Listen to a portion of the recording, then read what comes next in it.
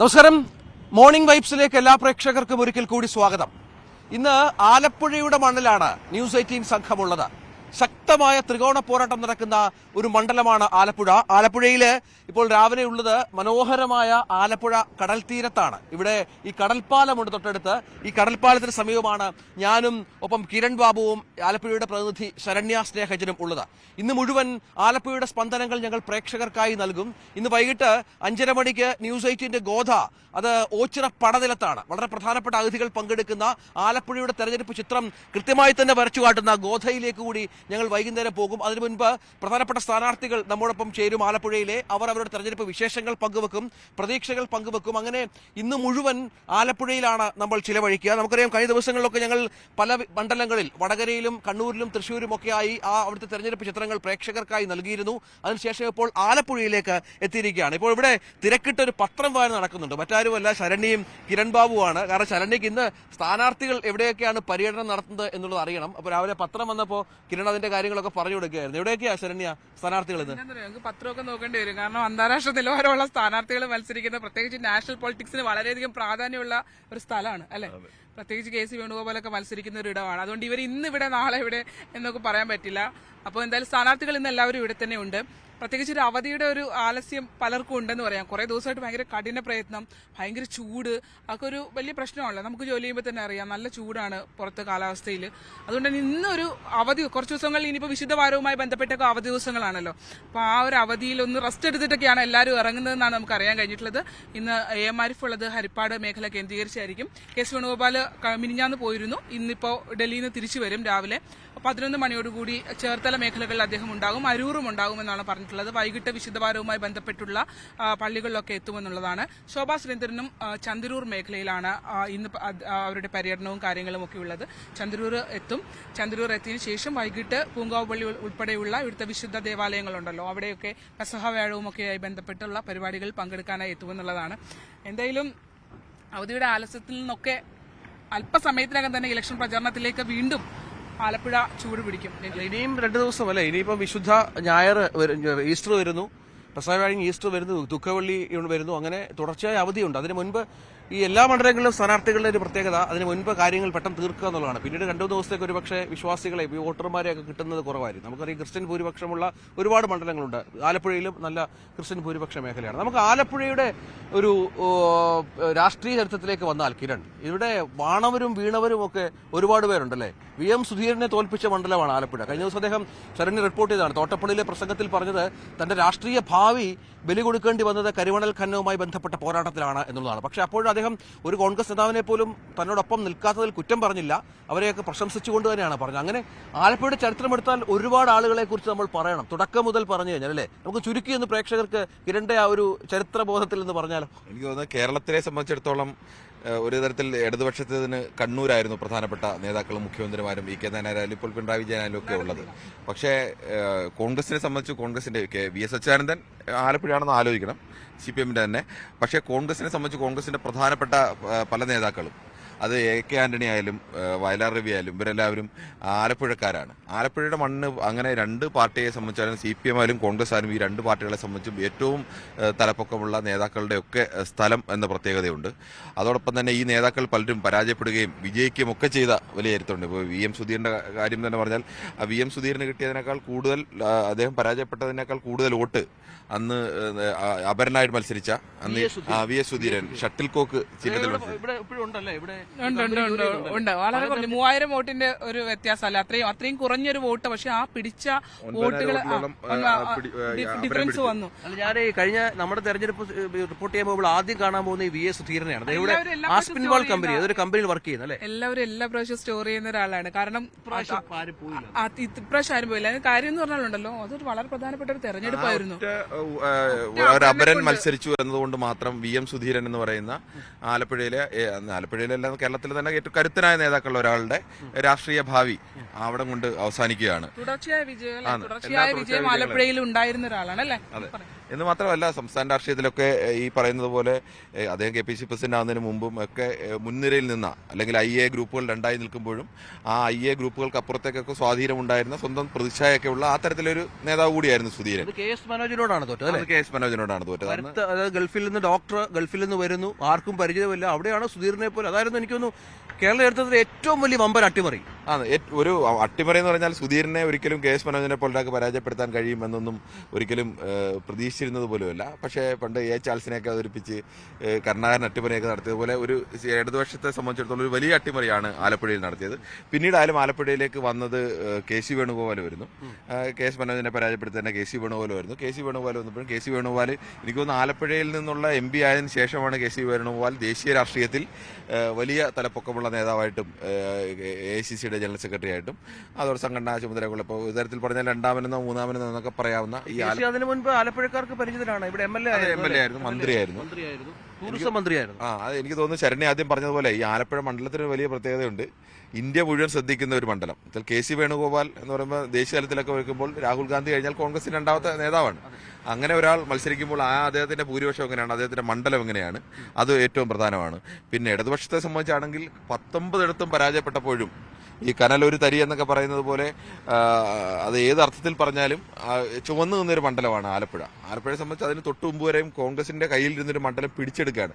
സ്വന്തമായി എത്രയോ കാലമായി ഉണ്ടായിരുന്ന ആറ്റിങ്ങലടക്കമുള്ള മണ്ഡലങ്ങൾ നഷ്ടപ്പെടുമ്പോഴാണ് ഒരു മണ്ഡലം ആരിഫ് പിടിച്ചെടുക്കുന്നത്. അപ്പോൾ ആരിഫിന്റെ ആ ഒരു പോരാട്ടത്തിന് വലിയ പ്രാധാന്യം കൂടിയുണ്ട്. പ്രത്യേകിച്ച് എല്ലായിടത്തും പരാജയപ്പെടുമ്പോൾ ഒരാൾ മാത്രം ജയിക്കുക എന്നൊക്കെ പറയുന്നത് എനിക്ക് തോന്നുന്നു അങ്ങനെ ആണെന്ന് തോന്നുന്നു ഈ ഒരു തെരഞ്ഞെടുപ്പിന് കൂടുതൽ ഒരു പ്രത്യേകത. കഴിഞ്ഞ തെരഞ്ഞെടുപ്പ് 2019 തെരഞ്ഞെടുപ്പിന്റെ ഒരു വലിയ പ്രത്യേകതയായിരുന്നു ശരണ്യ. കാരണം മറ്റൊന്നുമല്ല, ഈ 20 ഇടത്തും വലിയ ഭൂരിപക്ഷത്തിൽ കോൺഗ്രസ് സ്ഥാനാർത്ഥികൾ ജയിക്കുന്നു, ആലപ്പുഴയിൽ മാത്രം തോക്കുന്നു ആരിഫും ഷാനിമോൾ ഉസ്മാനും. പക്ഷെ അതിന് ഒരുപാട് ഫാക്ടേഴ്സ് വേറെ ഉണ്ടെങ്കിൽ പോലും പെട്ടെന്നൊരു വിലയിരുത്തൽ നടത്തിയാൽ എന്തായിരിക്കും അതിന് കാരണം? ആലപ്പുഴ എങ്ങനെയാണ് ഒരു പച്ചത്തുരുത്തായത് CPM-ന്? അത് CPM-നെ സംബന്ധിച്ചിടത്തോളം എല്ലാ പ്രാവശ്യവും തെരഞ്ഞെടുപ്പ് വരുമ്പോൾ നിയമസഭാ തെരഞ്ഞെടുപ്പുകളിൽ ഏറ്റവും അധികം സീറ്റുകൾ നൽകുന്ന കൊല്ലവും ഒരുപക്ഷെ ആലപ്പുഴ ജില്ലകൾ വരെ, ഈ കണ്ണൂർ അല്ലെ, കണ്ണൂരൊക്കെ നമ്മൾ പറയുമ്പോൾ പോലും ഏറ്റവും അധികം സീറ്റ് കോൺട്രിബ്യൂട്ട് ചെയ്യുന്ന 2 ജില്ലകളാണ് ഈ കൊല്ലവും ആലപ്പുഴയും. അതിൽ ആലപ്പുഴ ഇത്തവണയും നിയമസഭ തെരഞ്ഞെടുപ്പിലും കഴിഞ്ഞ തവണയും നിയമസഭാ തെരഞ്ഞെടുപ്പിലും ഇടത് കോട്ടയായി നിൽക്കുമ്പോഴും എപ്പോഴും അത് ഒരു പാർലമെന്റ് തെരഞ്ഞെടുപ്പിലേക്ക് വരുമ്പോൾ അത് UDF അനുകൂല മണ്ഡലമായി മറിയുന്ന സാഹചര്യമാണ് നമ്മൾ കാണുന്നത്. ആ ഒരു മലക്കമറിച്ചിലിന് അപ്രതീക്ഷിതമായി തിരിച്ചടിയായിരുന്നു AM ആരിഫ് എന്ന് പറയുന്ന ആളുടെ ഒരു വിജയം എന്ന് പറയുന്നത്. രഞ്ജിത്ത് നേരത്തെ സൂചിപ്പിച്ചതുപോലെ അതിനകത്ത് കുറച്ച് ഫാക്ടേഴ്സ് ഉണ്ട്. വോട്ട് വന്നതിന്റെയും കഴിഞ്ഞ തവണ 2 ന്യൂനപക്ഷത്തിനൊരു പ്രാധാന്യമുള്ളൊരു മണ്ഡലമാണ്. 2 ന്യൂനപക്ഷ സ്ഥാനാർത്ഥികൾ ഒരുമിച്ച് വരുന്നു. ഷാനിമോൾ ഉസ്മാൻ വരുന്നു, ഒപ്പം തന്നെ AM ആരിഫും മത്സരിക്കുന്നു. അപ്പുറത്ത് ഡോക്ടർ KS രാധാകൃഷ്ണനാണ് മത്സരിക്കുന്നത്. ശബരിമലയുടെ പശ്ചാത്തലമുണ്ട്. അന്ന് അദ്ദേഹം 1,87,000 വോട്ട് ഇവിടെ പിടിച്ചു. BJP അവർ പിടിക്കുന്നതിൽ വെച്ച് ഏറ്റവും വലിയൊരു കണക്കായിരുന്നു കഴിഞ്ഞ തവണ ഇവിടെ വോട്ടിലെ കുതിച്ചാട്ടം ഉണ്ടായത്. കഴിഞ്ഞ തവണ KS രാധാകൃഷ്ണൻ തീവ്രസഭയുടെ പിന്തുണ മാത്രമല്ല KS രാധാകൃഷ്ണനെ സംബന്ധിച്ചിടത്തോളം മുൻ കോൺഗ്രസ്സുകാരനായിരുന്നു. അങ്ങനെ പ്രത്യേകത. പിന്നെ അദ്ദേഹം ഏറ്റവും സാധാരണമായ ഒരു കുടുംബത്തിൽ ജനിച്ചു വന്ന് അസാധാരണ മികവോടുകൂടി പഠിച്ച് അങ്ങനെ പഠനത്തിലൊരു മികവ് വന്ന് അദ്ദേഹം ആ സ്ഥാനങ്ങളൊക്കെ നേടി. രാഷ്ട്രീയം അദ്ദേഹത്തിന്റെ വേറെ മറ്റ് അങ്ങനെ രാഷ്ട്രീയത്തിന് അപ്പുറത്തേക്ക് അദ്ദേഹത്തിന് അങ്ങനെ ഒരു ഇമേജ് കൂടി ഉണ്ട്. എന്നുവെച്ചാൽ ഒരു സാധാരണഗതിയിൽ ഈ പഠനത്തിലൊന്നും എത്തിപ്പെടാതെ പോകേണ്ടാത്ത ഒരു കുടുംബത്തിൽ നിന്ന് അല്ലെങ്കിൽ അതിന് സാധ്യത കുറവായതുകൊണ്ട് ഈ പ്രതികൂല അന്തരീക്ഷങ്ങളെല്ലാം മറികടന്ന് പഠിച്ചു വന്ന ഒരാൾ എന്നൊരു വലിയ പ്രത്യേകത. പിന്നെ ആ സാംസ്കാരിക മേഖലയിലും ഒക്കെ സജീവമായിട്ട് നിന്ന ഒരാളാണ്. KS രാധാകൃഷ്ണൻ കിട്ടിയ വോട്ട് യഥാർത്ഥത്തിൽ BJPയുടെ വോട്ടായി മാത്രം നമുക്ക് കാണാൻ കഴിയില്ല. KS രാധാകൃഷ്ണൻ ആ തരത്തിലേക്ക് സ്വന്തം നിലയിൽ കൂടി വോട്ട് പിടിക്കാൻ ശേഷിയുള്ള അല്ലെങ്കിൽ ഈ മേഖലകൾ പരിചിതനായ ഒരു മനുഷ്യൻ കൂടിയായിരുന്നു. അങ്ങനെ ഒരു സാഹചര്യമൊക്കെ വന്നതുകൊണ്ട് ആണ് അതിലൊരു ഈ പറഞ്ഞ പോലെ ന്യൂനപക്ഷ വോട്ടുകൾ 2 UDF-ന്റെയും ഷാനിമോൾ ഉസ്മാൻ ആയിരുന്നു UDF-ന്റെ സ്ഥാനാർത്ഥിയാണ് അന്ന് മത്സരിച്ചിരുന്നത്. അപ്പം UDF-ഉം LDF-ലേക്കും ഈ വോട്ടുകൾ ഷെയർ ചെയ്യപ്പെട്ടു. അതിൽ ഏറ്റവും കൂടുതൽ ഈ ന്യൂനപക്ഷ വോട്ടുകൾ കഴിഞ്ഞ തെരഞ്ഞെടുപ്പിന് മുമ്പ് വരെ ലഭിച്ചുകൊണ്ടിരുന്നത് UDF-നാണ് ആലപ്പുഴയിൽ എന്ന് നമുക്ക് പറയാം.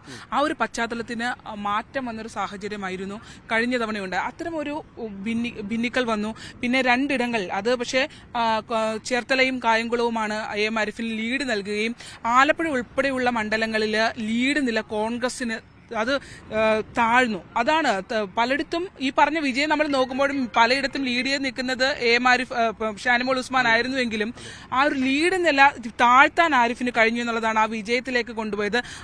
ആ ഒരു ഫാക്റ്റുകളൊക്കെ കണക്കിലെടുത്തുകൊണ്ട് തന്നെയാണ് ഇത്തവണ AM ആരിഫിനെ തന്നെ കളത്തിലേക്ക് ഇറക്കാനായി തീരുമാനിച്ചത്. അത് ഈ കനലൊരു തരി എന്ന് പറയുന്നത് പോലെ പ്രത്യേകിച്ച് ആലപ്പുഴ പോലത്തെ ഒരു സ്ഥലത്ത് നിന്ന് ഒരാൾ പോകുമ്പോൾ സ്വാഭാവികമായിട്ടും അതൊരു ചുവന്ന കോട്ടയ്ക്ക് ഇടത് MP പോകുന്നു എന്നുള്ള ഒരു അത് വലിയ രീതിയിൽ മറ്റിടത്തെല്ലാം പരാജയം വന്നാലും ഇത് വലിയ രീതിയിൽ ആഘോഷിക്കപ്പെട്ടു എന്നുള്ളതാണ്. പക്ഷെ അത് ഇത്തവണ എത്രമാത്രം അത് ആ ഫാക്ടേഴ്സ് എല്ലാം കൂടെ ഒരുമിച്ച് വരുമെന്നുള്ളതാണ്. ഇത്തവണ ആരിഫ് MP ഇപ്പൊ ഇടതുപക്ഷത്തിന്റെ ഒരേ ഒരു MP ആണ്. രാജ്യസഭ MP മാർ വേറെ ഉണ്ടെങ്കിൽ പോലും കേരളത്തിൽ നിന്ന്. പക്ഷെ അദ്ദേഹത്തിന് ലോക്സഭയിലുള്ള പെർഫോമൻസ്, ഈ മണ്ഡലത്തിൽ ഫണ്ട് ചെലവഴിച്ചതുമായി ബന്ധപ്പെട്ട കാര്യങ്ങൾ, എത്ര തവണ ലോക്സഭയിൽ ചോദ്യങ്ങൾ ചോദിച്ചു എന്നുള്ള കാര്യങ്ങൾ, അത്തരം കാര്യങ്ങളിലൊക്കെ കോൺഗ്രസിന്റെ ഭാഗത്ത് പല ആക്ഷേപങ്ങളുണ്ട്. അത് എത്രത്തോളം യാഥാർത്ഥ്യമാണ്? അത് ഈ തെരഞ്ഞെടുപ്പ് ചിത്രത്തിൽ ഏതെങ്കിലും തരത്തിൽ പ്രതിഫലിക്കുന്നുണ്ടോ? രഞ്ജിത്ത്, അത് യഥാർത്ഥത്തിൽ കേരളത്തിലെ ഇപ്പം ഈ ഒരു വിഷയം സജീവമായി ചർച്ച ചെയ്യുന്നുണ്ട്. പക്ഷെ കേരളത്തിലെ 20 MP എടുക്കുമ്പോൾ പല കാര്യത്തിലും ആരിഫ് വളരെയേറെ മുന്നിലാണ്. കോൺഗ്രസിനെ സംബന്ധിച്ച് ഇതൊരു ശക്തമായ ആരോപണമായി ഉന്നയിക്കാൻ കഴിയാത്തതിന്റെ പ്രധാനപ്പെട്ട വിഷയം കോൺഗ്രസിന്റെ പല MP അറ്റൻഡൻസ്, KPC അധ്യക്ഷന്റെ അറ്റൻഡൻസ് 50%. ചെലവഴിച്ച MP ആസ്തി വികസന ഫണ്ടിൽ ചെലവഴിച്ച തുക, അതിൽ തന്നെ കൂടുതൽ തുക ചെലവഴിക്കാനുള്ളത് വല്ലതും കോൺഗ്രസ്സുകാരാണ്. അപ്പോൾ അതിനകത്ത് തന്നെ നന്നായി ചെലവഴിച്ച ആളുകളുണ്ട്, ചെലവഴിക്കാത്ത ആളുകളുണ്ട്. ആരിഫിനെ സംബന്ധിച്ച് അങ്ങനെ ഒരു ആ തരത്തിലൊരു മോശം പെർഫോമൻസ് ആണ് എന്നൊരു തോന്നലിലേക്ക് വരേണ്ട വിഷയമില്ല. പ്രത്യേകിച്ച് ആരിഫിന് ഒരു MP എന്ന നിലയ്ക്ക്, അല്ലെങ്കിൽ 2-3 MP ഒരാളെന്ന നിലയ്ക്കൊക്കെ ആരിഫിന് പല വിഷയങ്ങളിലും സംസാരിക്കാൻ അവസരം ലഭിക്കുകയും ഒക്കെ ചെയ്താൽ. പിന്നെ ആരിഫ് അങ്ങനെ ഒരു വലിയൊരു ഒറേറ്ററോ അല്ലെങ്കിൽ ആ തരത്തിലേക്കുള്ള ഒരു ആളല്ല. സാധാരണക്കാരുമായൊക്കെ ഇടപെടുന്ന, അല്ലെങ്കിൽ വലിയൊരു പ്രസംഗം കൊണ്ട് അതിനെ മാറ്റിമറിക്കുന്ന ഒരാളല്ല. പക്ഷെ സാധാരണക്കാരുമായി ഇടപെടാൻ ഒക്കെ കഴിയുന്ന, അരൂരില് ഗൗരിയമ്മയെ അട്ടിമറിച്ച് അവിടുത്തെ സ്ഥിരം MLA ആളാണ്.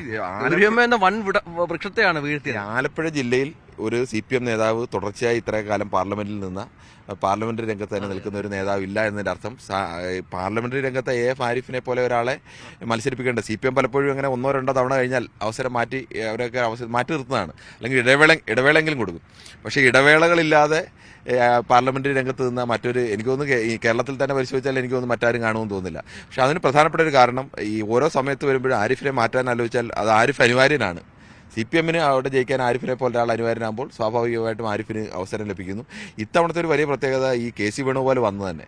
കഴിഞ്ഞ തവണ KC വേണുഗോപാൽ ഇവിടുന്ന് മാറി നിൽക്കുമ്പം KC വേണുഗോപാലിന് പറ്റിയൊരു വിഷയം, KC വേണുഗോപാൽ ആലപ്പുഴ ജയിപ്പിക്കാൻ കഴിയണമായിരുന്നു. അത് KC വേണുഗോപാലിന് കഴിഞ്ഞില്ല. അപ്പോൾ മുല്ലപ്പള്ളി രാമചന്ദ്രൻ കഴിഞ്ഞ തവണ മാറി നിൽക്കുന്നു. അപ്പോൾ മുല്ലപ്പള്ളി രാമചന്ദ്രൻ അവിടെ വടകരയിലേക്ക് കൊണ്ടുവരുന്നത്, വ്യക്തിപരമായി 2 ധ്രുവത്തിൽ നിൽക്കുന്ന ആളുകളാണ് മുല്ലപ്പള്ളിയും മുരളിയും. പരസ്പരം മാധ്യമങ്ങൾക്ക് മുന്നിൽ പോലും എതിരെ പറയുന്ന ആളുകളാണ്. പക്ഷേ അവിടത്തേക്ക് മുല്ലപ്പള്ളി കൃത്യമായി തിരഞ്ഞെടുത്തത് K മുരളീധരനെ. അപ്പോൾ K മുരളീധരനെ കൊണ്ടുവരാൻ വേണ്ടുന്നു, അതിനുവേണ്ടി ഉമ്മൻചാണ്ടിയുമായി ചേർന്ന് ആസൂത്രണം നടത്തുന്നു. കൃത്യമായി K മുരളീധരനെ അവിടെ സ്ഥാപിക്കുന്നു, അവിടെ വിജയിക്കുന്നു. അപ്പോൾ അതോടുകൂടി ഒരു പാർട്ടിയുടെ നോക്കുമ്പോൾ നിങ്ങൾ ഒഴിഞ്ഞ ഒരു സീറ്റ് നിങ്ങൾക്ക് നിലനിർത്തിയുള്ള ഉത്തരവാദിത്തം കൂടിയുണ്ട്. അത് KC വേണുഗോപാലിന് കഴിഞ്ഞില്ല. അത് KCയെ കേരളത്തിലെ ജനങ്ങൾ തന്നെ, അല്ലെങ്കിൽ കോൺഗ്രസ്സുകാർ വിശ്വസിക്കുന്നുണ്ട്. KC വേണുഗോപാൽ മത്സരരംഗത്ത് നിന്ന് മാറി നിന്നതാണ്, അല്ലെങ്കിൽ മത്സരരംഗത്ത് നിന്ന് ഒളിച്ചോടി എന്ന് പോലും ആളുകൾ തോന്നും. അതുകൊണ്ടാണ് മറ്റു ഉത്തരവാദിത്തങ്ങളൊക്കെ ഉള്ളതൊക്കെ ആലപ്പുഴയിലെ പാർട്ടിക്കാർക്ക് അത് അറിയേണ്ട കാര്യമില്ല. ദേശീയ തലത്തിൽ ഉത്തരവാദിത്തത്തിന് പേരിലാണ് ഞങ്ങളുടെ സീറ്റ് നഷ്ടപ്പെടുത്തതിൽ KCക്ക് പങ്കുണ്ട് എന്നൊരു തോന്നലുണ്ട്. അപ്പോൾ അതിനെ മറികടക്കാൻ കഴിയണം എന്നുള്ളത് കൊണ്ടാണ് KC വേണുഗോപാൽ ഇത്തവണ ഉറപ്പായി തന്നെ ഞാൻ ആലപ്പുഴയിൽ മത്സരിക്കണം, അങ്ങനെ മത്സര രംഗത്തേക്ക് തന്നെ വരണം എന്ന് തീരുമാനിക്കുകയും അത്തരമൊരു മത്സരത്തിലേക്കൊക്കെ KC വേണുഗോപാൽ. അതുകൊണ്ടാണ് ഈ ദേശീയ തലത്തിൽ തന്നെ ഈ ഒരു മത്സരത്തിന് ആലപ്പുഴ വന്നുള്ളൂ. ദേശീയ ചാനലുകളിലൊക്കെ ആളുകളൊക്കെ നമ്മളെ വിളിക്കുമ്പോൾ പലരും ചോദിക്കും ആലപ്പുഴയിലെ അവസ്ഥ എന്താണ്. അവർക്കിപ്പോൾ വയനാട്, ആലപ്പുഴ, തിരുവനന്തപുരം അങ്ങനെ കുറച്ച് സ്ഥലത്തെ അവസ്ഥകളാണ് പ്രധാനമായിട്ട് അറിയേണ്ടത്. മറ്റ് സ്ഥലങ്ങളെന്ന് വെച്ചാൽ ദേശീയ തലത്തിൽ എഴുതിയാൽ അവിടുത്തെ വാർത്തയിൽ കൂടി കയറി പോകുന്ന വിഷയങ്ങളിൽ ഒരു മണ്ഡലമാണ് ആലപ്പുഴ എന്ന പ്രത്യേകത കൂടിയുണ്ട്. ശരണി, നമുക്ക് ഈ തെരഞ്ഞെടുപ്പിന്റെ ചൂട് ഉണ്ട്, നല്ല കാര്യമായ ചൂടുണ്ട്. പക്ഷേ കുറച്ചൊന്ന് പ്രേക്ഷകർക്കൊരു കുളിർമയുള്ള ചില കാഴ്ചകൾ കൂടി കൊടുക്കാൻ തോന്നുന്നു. കാരണം ഇത് ആലപ്പുഴ കടൽപ്പാലമാണല്ലേ? കടൽപ്പാലാണ്. നമ്മള് തീരദേശം ഏറ്റവും കൂടുതലുള്ള ഒരു മണ്ഡലമാണ്. അതായത് നമുക്കറിയാം, ദേശീയപാത നോക്കുവാണെങ്കിൽ ഒരു ദേശീയപാതയുടെ അരൂരിൽ നിന്ന് അങ്ങ് കരുനാഗപ്പള്ളി വരെ എത്തും.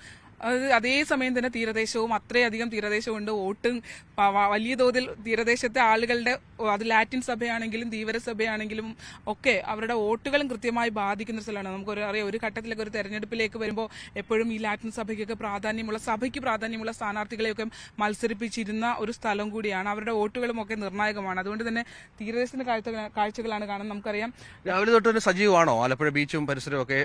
എനിക്കൊന്ന് കേരളത്തിലെ തന്നെ ഒരുപാട് ആളുകൾ വന്നു പോകുന്ന ഒരു ബീച്ചാണല്ലേ? കേരളത്തിലെ ഏറ്റവും മനോഹരമായ ബീച്ചാണ് കേട്ടോ ആലപ്പുഴ. നമ്മളെല്ലാവരും ആലപ്പുഴക്കാരാണ്. എന്തായാലും നമുക്ക് അത് അഹങ്കാരത്തോടെ പറയാം. ആലപ്പുഴ കേരളത്തിലെ ഏറ്റവും മനോഹരമായ ബീച്ചാണ്. ഇത്ര തീരമൊന്നും ഇപ്പൊ എല്ലായിടത്തും ഇല്ലാന്ന് തോന്നുന്നു അല്ലേ?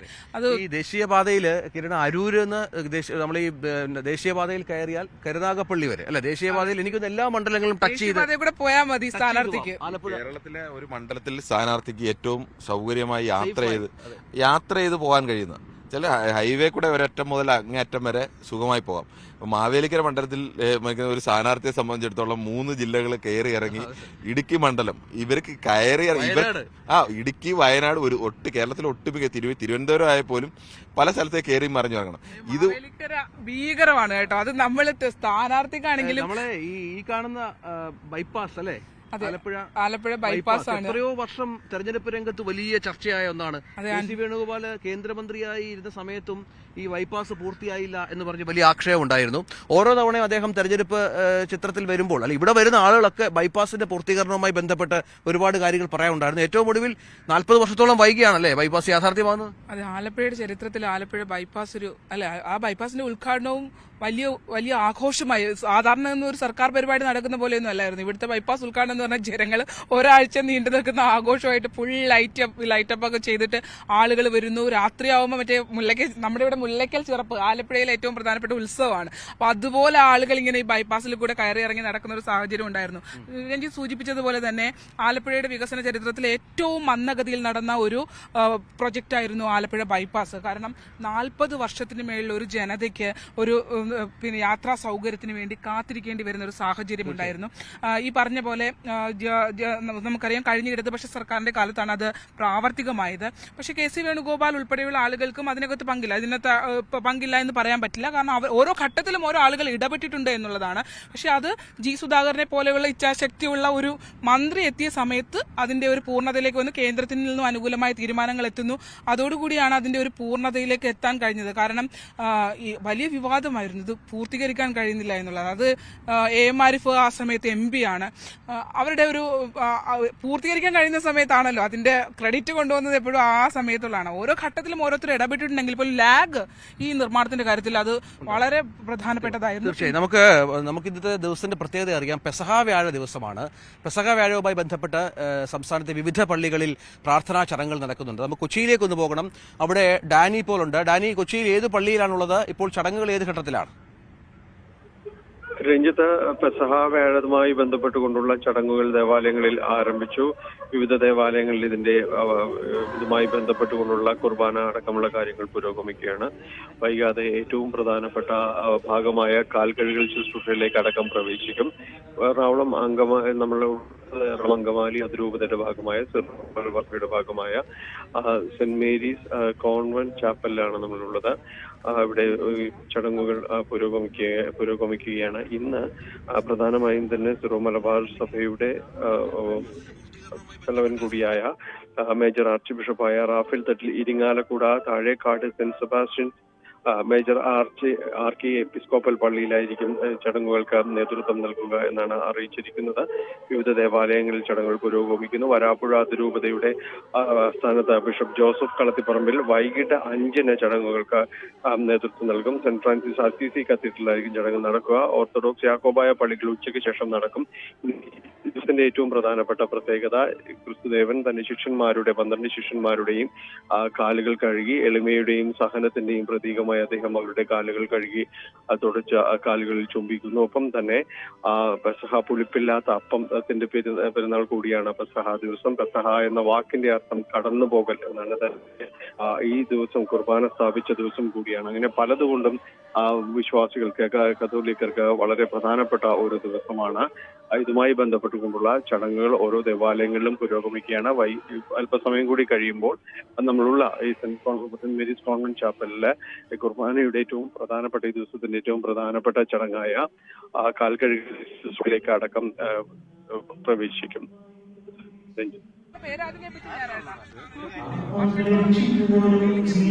അതാണ് പെസഹ വ്യാഴവുമായി ബന്ധപ്പെട്ട ചടങ്ങുകൾ പുരോഗമിക്കുകയാണ് വിവിധ പള്ളികളിൽ.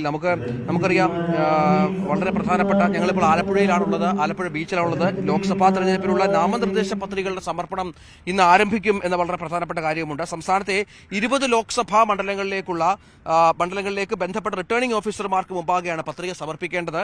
രാവിലെ 11 മുതൽ വൈകിട്ട് 3 മണി വരെയാണ് പത്രിക സ്വീകരിക്കുന്ന സമയം. ഏപ്രിൽ 4-നാണ് പത്രിക സ്വീകരിക്കാനുള്ള അവസാന തീയതി. നെഗോഷ്യബിൾ ഇൻസ്ട്രുമെന്റ് ആക്ട് പ്രകാരം അവധി ദിനങ്ങളായ മാർച്ച് 29, 31 തീയതികളിൽ പത്രിക സമർപ്പിക്കാനാവില്ല. സൂക്ഷ്മ പരിശോധന ഏപ്രിൽ 5-ന് നടക്കും. നാമനിർദ്ദേശ പത്രിക പിൻവലിക്കാനുള്ള അവസാന തീയതി അത് ഏപ്രിൽ 8-ആണ്. കേരളത്തിന് പുറമെ 12 സംസ്ഥാനങ്ങളിലും 2ാം ഘട്ട നാമനിർദ്ദേശ പത്രികകളുടെ സമർപ്പണം തുടങ്ങും എന്നുള്ളതാണ്.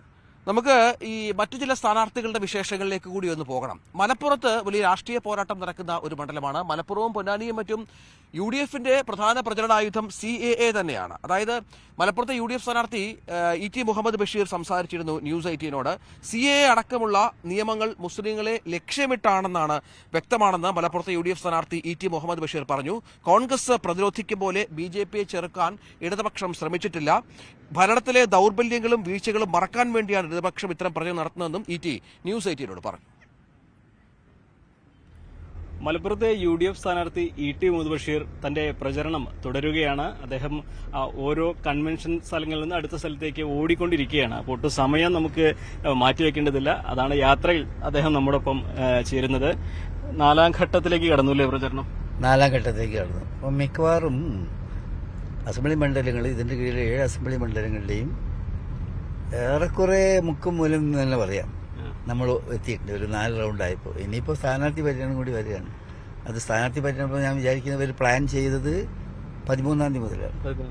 13-ാം തീയതി മുതലുള്ള 10-12 ദിവസം ഏതാണ്ട് 1.5 ദിവസം വീതം ഓരോ അസംബ്ലി കോൺസ്റ്റിറ്റ്യുവൻസി കൊടുത്തിട്ട് അങ്ങനെ പ്ലാൻ ചെയ്തിരിക്കുകയാണ്. അത് ഇതുവരെ വലിയ ജനകീയ പങ്കാളിത്തമാണ് എല്ലാത്തിനും കണ്ടത്. ഇപ്പൊ ഈ ആഴ്ച നടക്കുന്നതെന്ന് പറയുന്നത് ഈ വനിതാ സംഘങ്ങളാണ്. നിറയെ വനിതാ സംഘങ്ങളുടെ വലിയ പങ്കാളിത്തമാണ്.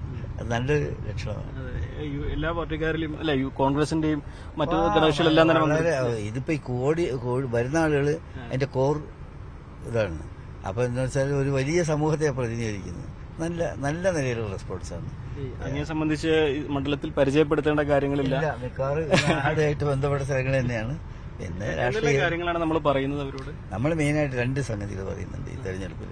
ഒന്ന് കേന്ദ്ര ഗവൺമെന്റിന്റെ തെറ്റായിട്ടുള്ള നയങ്ങൾ, മറ്റൊന്ന് കേരള ഗവൺമെന്റ് നയങ്ങൾ. രണ്ടും തെരഞ്ഞെടുപ്പ് ദേശീയ തലത്തിൽ പാർലമെന്റിൽ കാണുന്നതെങ്കിൽ തന്നെയും രാജ്യത്ത് ചർച്ച ചെയ്യപ്പെടുകയാണ് രാഷ്ട്രീയമായിട്ട്. മുഖ്യമന്ത്രി തന്നെയും വന്നിട്ട് ഇവിടെ പറഞ്ഞിട്ട കാര്യങ്ങളൊക്കെ നമ്മൾ കേട്ടു. അപ്പോൾ നോക്കുന്ന സമയത്ത് കേരളത്തിലെ ജനങ്ങൾ ചെണ്ട പോലെയാണ് ശരിക്കും. 2 ഭാഗത്തും മർദ്ദനമേൽക്കുകയാണ്, കേന്ദ്രത്തിന്റെ കേരളത്തിന്റെ. കേരള ഗവൺമെന്റ് എടുക്കുന്ന ഓരോ സമീപനങ്ങളും ചർച്ചയ്ക്ക് വിധേയമാവണം. തദ്ദേശ സ്വയംഭരണ സ്ഥാപനങ്ങളിലെ ആളുകൾക്ക് വളരെ അറിയണമെന്ന് അവർക്ക് കൊടുക്കേണ്ട ഇൻസ്റ്റാൾമെന്റ് കൊടുത്തിട്ടില്ല, മറിച്ചിട്ട് അവരുടെ കയ്യിലുള്ള തനത് ഫണ്ട് തിരിച്ച് ട്രഷറിയിൽ അടക്കണം എന്നുള്ള സ്വഭാവത്തിലേക്ക് കാര്യങ്ങൾ പോവുകയാണ്. പിന്നെ പെൻഷനുകൾ നിർത്തിയത്, ജീവനക്കാരുടെ പ്രശ്നങ്ങൾ, സാമ്പത്തിക പ്രതിസന്ധിയുടെ ഫലമായിട്ട് നിന്നുപോയ നിരവധി കാര്യങ്ങൾ, ഇതൊക്കെ തന്നെ ചർച്ചയ്ക്ക് വിധേയമായിക്കൊണ്ടിരിക്കുന്നുണ്ട്. ഇടതുപക്ഷ ജനാധിപത്യ മുന്നണി ഗവൺമെന്റ് കീഴിൽ അവർ അനുഗ്രഹാശ്വാസത്തോടുകൂടി നടക്കുന്ന കൊലപാതകങ്ങൾ, അക്രമങ്ങൾ, ഇതൊക്കെ തന്നെ ചർച്ചയ്ക്ക് വിധേയമാവുകയാണ്. കേന്ദ്ര ഗവൺമെന്റിന്റെ കാര്യങ്ങളാവട്ടെ, CAA അടക്കം പൗരത്വ നിയമം അടക്കമുള്ള കാര്യങ്ങൾ വളരെ സജീവമായിട്ടുണ്ട്. പിന്നെ അവരെടുക്കുന്ന ജനാധിപത്യ വിരുദ്ധമായ നയങ്ങൾ, ഇതൊക്കെ തന്നെ ജനങ്ങൾക്കിടയിൽ പണ്ടത്തിനേക്കാളും കുറച്ചുകൂടി പ്രബുദ്ധമായ ചർച്ചകളാണ് ഇപ്പോൾ നടന്നുകൊണ്ടിരിക്കുന്നത്. അത് വളരെ ആശാവഹമാണ്. കഴിഞ്ഞ ദിവസം മുഖ്യമന്ത്രി മലപ്പുറത്ത് CAA വിരുദ്ധ പ്രതിഷേധം ന്യൂന ഭരണഘടനാ സംരക്ഷണ റാലിയിൽ പങ്കെടുത്തിരുന്നു. അദ്ദേഹം പറഞ്ഞിരുന്ന ഒരു കാര്യം, ഏറ്റവും പ്രധാനപ്പെട്ട ഒരു കാര്യം, മുസ്ലിങ്ങൾ മൊത്തം ആശങ്കയിലാവുന്ന ഒരു സാഹചര്യമാണ്, അവരുടെ പൗരത്വം ഇല്ലാതെയാകുന്ന അവസ്ഥയിലേക്ക് എത്തും എന്ന തരത്തിൽ വലിയ ആശങ്കയുണ്ടാക്കുന്ന തരത്തിലൊരു പ്രസംഗമാണ് അദ്ദേഹം നടത്തിയത്. BJP ഇതിനൊരു പരാതി കൊടുക്കുകയും ചെയ്തു. അങ്ങേക്ക് എങ്ങനെ തോന്നുന്നുണ്ടോ? അത് തീർച്ചയായിട്ടും ഈ ഇന്ത്യ ഗവൺമെന്റ് നയങ്ങൾ, പൗരത്വ നിയമവുമായിട്ട് തന്നെ ബന്ധപ്പെട്ട നയങ്ങൾ വളരെ തെറ്റായ നയങ്ങളാണ്. അത് യഥാർത്ഥത്തിൽ ഒരു ജനാധിപത്യ അതിന് ഫണ്ടമെന്റലായിട്ടുള്ള അതിൽ പ്രോബ്ലം എന്ന് പറയുന്നത് മതത്തെ അടിസ്ഥാനപ്പെടുത്തിയിട്ട് പൗരത്വം നിർണ്ണയിക്കുക എന്ന് പറയുന്നത് ജനാധിപത്യ വിരുദ്ധമാണ്, കോൺസ്റ്റിറ്റ്യൂഷന് വിരുദ്ധമാണ്. അത് വളരെ വ്യക്തമായിട്ടുള്ള സംഗതിയാണ്. അത് തീർച്ചയായിട്ടും എല്ലാവരും ഒരുമിച്ച് എതിർക്കണം. അക്കാര്യത്തിൽ സജീവമായിട്ട് നിങ്ങൾക്ക് എല്ലാം അറിയാം, നിങ്ങൾക്കറിയാം. നിങ്ങൾ ധാരാളം റിപ്പോർട്ട് ചെയ്ത പത്രങ്ങളിൽ അവിടെ സീനിയറാണ്. നമ്മൾ ഇവിടെ ശരിക്കും പറഞ്ഞാൽ പാർലമെന്റിൽ 2 പ്രാവശ്യം ഞങ്ങൾ 2 പേരും ആ ഒരു സബ്ജക്റ്റിൽ പ്രസംഗിച്ചിട്ടുണ്ട്. ഒന്ന് നിരാകരണ പ്രമേയം, ഒരു ബില്ല് കൊണ്ടുവരുമ്പോൾ സാധാരണ എന്ത് ചെയ്യും, അത് ഭരണഘടനാ വിരുദ്ധമാണെന്ന് ചൂണ്ടിക്കാണിച്ച് റേസ് ചെയ്യാനോ കുഞ്ഞാൻ സാഹിബ് ഞാനും 2 പേരും അതിൽ സംസാരിച്ചു. അത് അന്ന് CPM ഇല്ല, നിരാകരണ പ്രമേയത്തിൽ അവർ സംസാരിച്ചിട്ടില്ല. സംസാരിച്ചത് ഞങ്ങളാണ്. അത് 8 പേരറ്റോ അതിലുള്ളൂ. അതിൽ ഞങ്ങൾ 2 പേരുണ്ടായിരുന്നു. പിന്നെ ചർച്ചയിൽ ഏതാണ്ട് 40 or 48 പേര് പങ്കെടുത്തു. ആ പങ്കെടുത്തതിലും ഞാനും കുഞ്ഞാൻ സാഹിബ് അതിലുണ്ട്. ഞങ്ങൾ അന്ന് മുതൽ പിന്നെ ഒന്ന് നിയമപരമായ പോരാട്ടം. ഇവരൊക്കെ ചിന്തിക്കുന്നതിന് മുമ്പേ ഞങ്ങൾ ആദ്യം ഇത് അന്ന് പിറ്റേന്ന് രാവിലെ സുപ്രീം കോടതിയിൽ എത്തിയത്. അത് അന്ന് ആക്ടിനെതിരായിട്ട് കൊടുത്തു. ഇപ്പോൾ നോട്ടിഫിക്കേഷൻ റൂൾസിന്റെ വന്നപ്പോൾ അക്കാര്യത്തിൽ ഞങ്ങൾ ശക്തമായി മുന്നേ ഞങ്ങൾ വന്നു. അതായത് ഇടതുപക്ഷം മുന്നിൽ വെക്കുന്നത് മുസ്ലിങ്ങൾക്ക് ആശങ്കപ്പെടേണ്ട സാഹചര്യമാണ് ഇവിടെയുള്ളത്, അവർ മാത്രമാണ് ഇവരെല്ലാം ഈ പ്രശ്നത്തിൽ പരിഹരിക്കാനുള്ളത് എന്നൊരു മെസ്സേജാണ് കൊടുക്കുന്നത്. അതല്ല ഇവരുടെ ഇത് എന്ന് പറയുന്നത് ഈ അയൽ രാജ്യങ്ങൾ അതിൽ നിന്നുള്ള ഇന്ന മതക്കാരെന്ന പേര് പറഞ്ഞിട്ടുണ്ട്. ഹിന്ദുസ്, ക്രിസ്ത്യൻ, ജെയിൻസ്, ബുദ്ധിസ്റ്റ് ഇതെല്ലാം പറഞ്ഞിട്ട് എക്സെപ്റ്റ് മുസ്ലിംസ്. അത് പിന്നെ കൂട്ടിച്ചേർത്ത് വായിക്കേണ്ട കാര്യമില്ല. അതില്ലാന്ന് പറഞ്ഞാൽ അതിന്റെ അർത്ഥം ഇല്ലെന്ന് തന്നെ. അപ്പൊ അത് വെച്ചുകൊണ്ടുള്ള ഒരു നിയമനിർമ്മാണം, ആ നിയമനിർമ്മാണത്തെ ഏറ്റവും അറിയ ചെയ്യാൻ സമുദായമാണ്. മലപ്പുറത്തെ UDF സ്ഥാനാർത്ഥി ET മുഹമ്മദ് ബഷീറാണ് ഇപ്പോൾ ന്യൂസ് 18നോട് സംസാരിച്ചത്. നേരത്തെ പറഞ്ഞ പോലെ ആലപ്പുഴ കടപ്പുറത്താണ്. ആലപ്പുഴ കടപ്പുറത്ത് എത്തിയാളുടെ പ്രത്യേകത കിരണ മീനിന്റെയൊക്കെ മത്സ്യത്തൊഴിലാളികളുടെ മീൻ രാവിലെ ഒരു മത്സ്യബന്ധനത്തിന് പോയതിനു ശേഷം ലഭിച്ചത് വളരെ അല്പം പ്രശ്നമാണല്ലേ മത്സ്യമേഖലയിൽ? മത്സ്യമേഖലയിൽ നല്ല പ്രതിസന്ധിയാണ്. കാരണം ഈ സമയത്ത് മീനിന്റെ ഉൽപ്പാദനം വളരെ കുറവാണെന്നുള്ളതാണ്. ഓരോ ഇത് കണ്ടോ, ഇന്ന് രാവിലെ പൊന്തുവള്ളത്തിൽ പോയ ആളുകളാണ്, പക്ഷെ അവർക്ക് ആകെ കിട്ടിയിട്ടുള്ളത് ഇത്രയും മത്സ്യമാണ് അവർക്ക് കിട്ടിയിട്ടുള്ളത്. ചേട്ടാ, ഒരാളിന് കറി വെക്കാൻ ആകെ പോയ 3 പേരുടെ വീടുകളിലേക്ക് കറി വെക്കാൻ പോലുള്ള മീൻ കിട്ടുന്നില്ല. അത്രത്തോളം ചില സമയത്തൊക്കെ മത്സ്യത്തൊഴിലാളികളെ സംബന്ധിച്ച് ജീവിതം പ്രയാസകരമായി തീരുന്നത് ഇതുകൊണ്ടാണ്. ഒരുത്തര് അവർ ഇത്രയും പേർക്ക് ആകെ കിട്ടുന്നത് എനിക്കൊന്നൊരു 2 കിലോ മീൻ പോലും കാണില്ല. അതും എല്ലാം തീരെ ചെറിയ മീനുകളാണ് ഒക്കെയാണ് കിട്ടിയത്. അവരുടെ വീട്ടിലേക്ക് കറി വെക്കാൻ എടുക്കുന്നതിനപ്പുറത്തേക്ക് അതിന് ലഭിക്കുന്നില്ല. ചില സമയത്തൊക്കെ നല്ല മീൻ കിട്ടും, പക്ഷേ ഇപ്പോൾ പൊതുവെ ചൂട് കൂടുതലായതുകൊണ്ട് മീനിന്റെ ലഭ്യത വളരെ കുറവാണ് എന്നുകൂടിയാണ് അവർ പറയുന്നത്. എന്തായാലും നമുക്ക് അവരോടുകൂടി നമുക്ക് ഈ മത്സ്യബന്ധനത്തെക്കുറിച്ചും ഈ തെരഞ്ഞെടുപ്പിന്റെ രാഷ്ട്രീയത്തെയൊക്കെ ഏറ്റവും സ്വാധീനിക്കുന്നതും ഒരുപാട് പരിചയമുള്ളവരൊക്കെയാണ് ഉള്ളത്. എങ്ങനെയാണിപ്പോൾ ഈ മീൻ കുറഞ്ഞത് കാലാവസ്ഥയുടെ ഇതുകൊണ്ടാണോ അതോ ചൂടിന് എല്ലാ വർഷങ്ങളിലുള്ളതാണ്. ചൂടാകുമ്പോൾ മത്സ്യം പുറത്തിട്ട് ഇത് എന്നത്തോടുകൂടി മാറി വീണ്ടും പഴയ അവസ്ഥയിലേക്ക് വരും? അത് മഴ പെയ്യണം. മഴ പെയ്യുമ്പോൾ പിന്നെ മത്സ്യങ്ങൾ ഇറങ്ങി വരും. അപ്പം പിന്നെ നമുക്ക് ഈ മത്സ്യബന്ധനോടൊപ്പം തന്നെ രാഷ്ട്രീയവും പ്രാധാന്യമുള്ളതാണല്ലോ. എങ്ങനെയാണ് ഈ ആലപ്പുഴയുടെ ഒരു രാഷ്ട്രീയം? അതുകൊണ്ട് നമുക്ക് എന്തെങ്കിലുമൊക്കെ കാര്യങ്ങളൊക്കെ ചെയ്യാനും ഈ പ്രശ്നങ്ങൾക്കൊക്കെ പരിഹാരമൊക്കെ കാണുന്നുണ്ടോ? അല്ല, ഞങ്ങൾക്ക് 3 പേരും നിഷ്പക്ഷമായിട്ട് 3 പേരും ജയിക്കണമെന്നുള്ള ചിന്താഗതിയിലേക്കാണ്. 3 പേരും ജയിക്കണമെന്ന് അങ്ങനെയാണ് ഇവിടുത്തെ ആലപ്പുഴയുടെ കിടപ്പുണ്ട്. അങ്ങനെയാണ് 3 പേര് നല്ല സ്ഥാനാർത്ഥികളാണ്.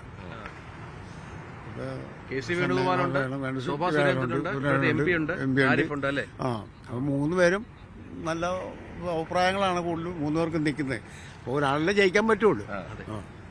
അല്ല, അപ്പം സാധാരണ ഇതിൽ ഈ ഇലക്ഷൻ സമയത്തായിരുന്നല്ലോ കൂടുതൽ മത്സ്യബന്ധനത്തിലെ പ്രശ്നങ്ങളൊക്കെ പറയുകയും ചർച്ചയൊക്കെ ചെയ്ത് അതിനുശേഷവും ആ വിഷയങ്ങളിലൊക്കെ ഈ രാഷ്ട്രീയക്കാരെല്ലാവരും ഇപ്പം അത് ഏത് രാഷ്ട്രീയക്കാരായാലും അവർ ആ ചർച്ചയിൽ ഇടപെടുകയും അല്ലെങ്കിൽ അതിന് പരിഹാരം കാണാൻ ശ്രമിക്കുകയൊക്കെ ചെയ്യാറുണ്ടോ?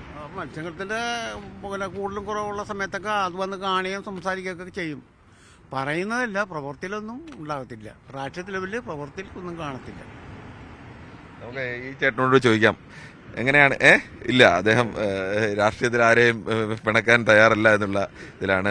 അവസാനം കിട്ടിയ മത്സ്യങ്ങൾ വളരെ കുറഞ്ഞ അളവിൽ മാത്രമാണ് മത്സ്യമുള്ളത്. അതിനെ ആ മത്സ്യം ശേഖരിച്ച് വീട്ടിലേക്ക് കൊണ്ടുപോകാൻ വേണ്ടിയുള്ള ശ്രമം കൂടിയാണ് നടക്കുന്നത്.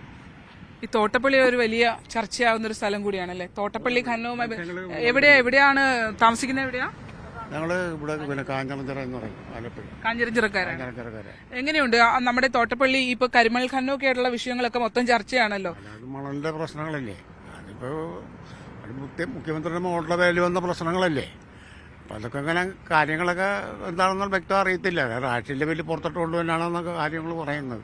പക്ഷെ എന്ത് തോന്നുന്നു മത്സ്യത്തൊഴിലാളികൾ എന്നുള്ള രീതിയിൽ നിങ്ങൾക്ക് ഈ മണ്ണ് പോകുന്നതായിട്ട് തോന്നുന്നുണ്ടോ?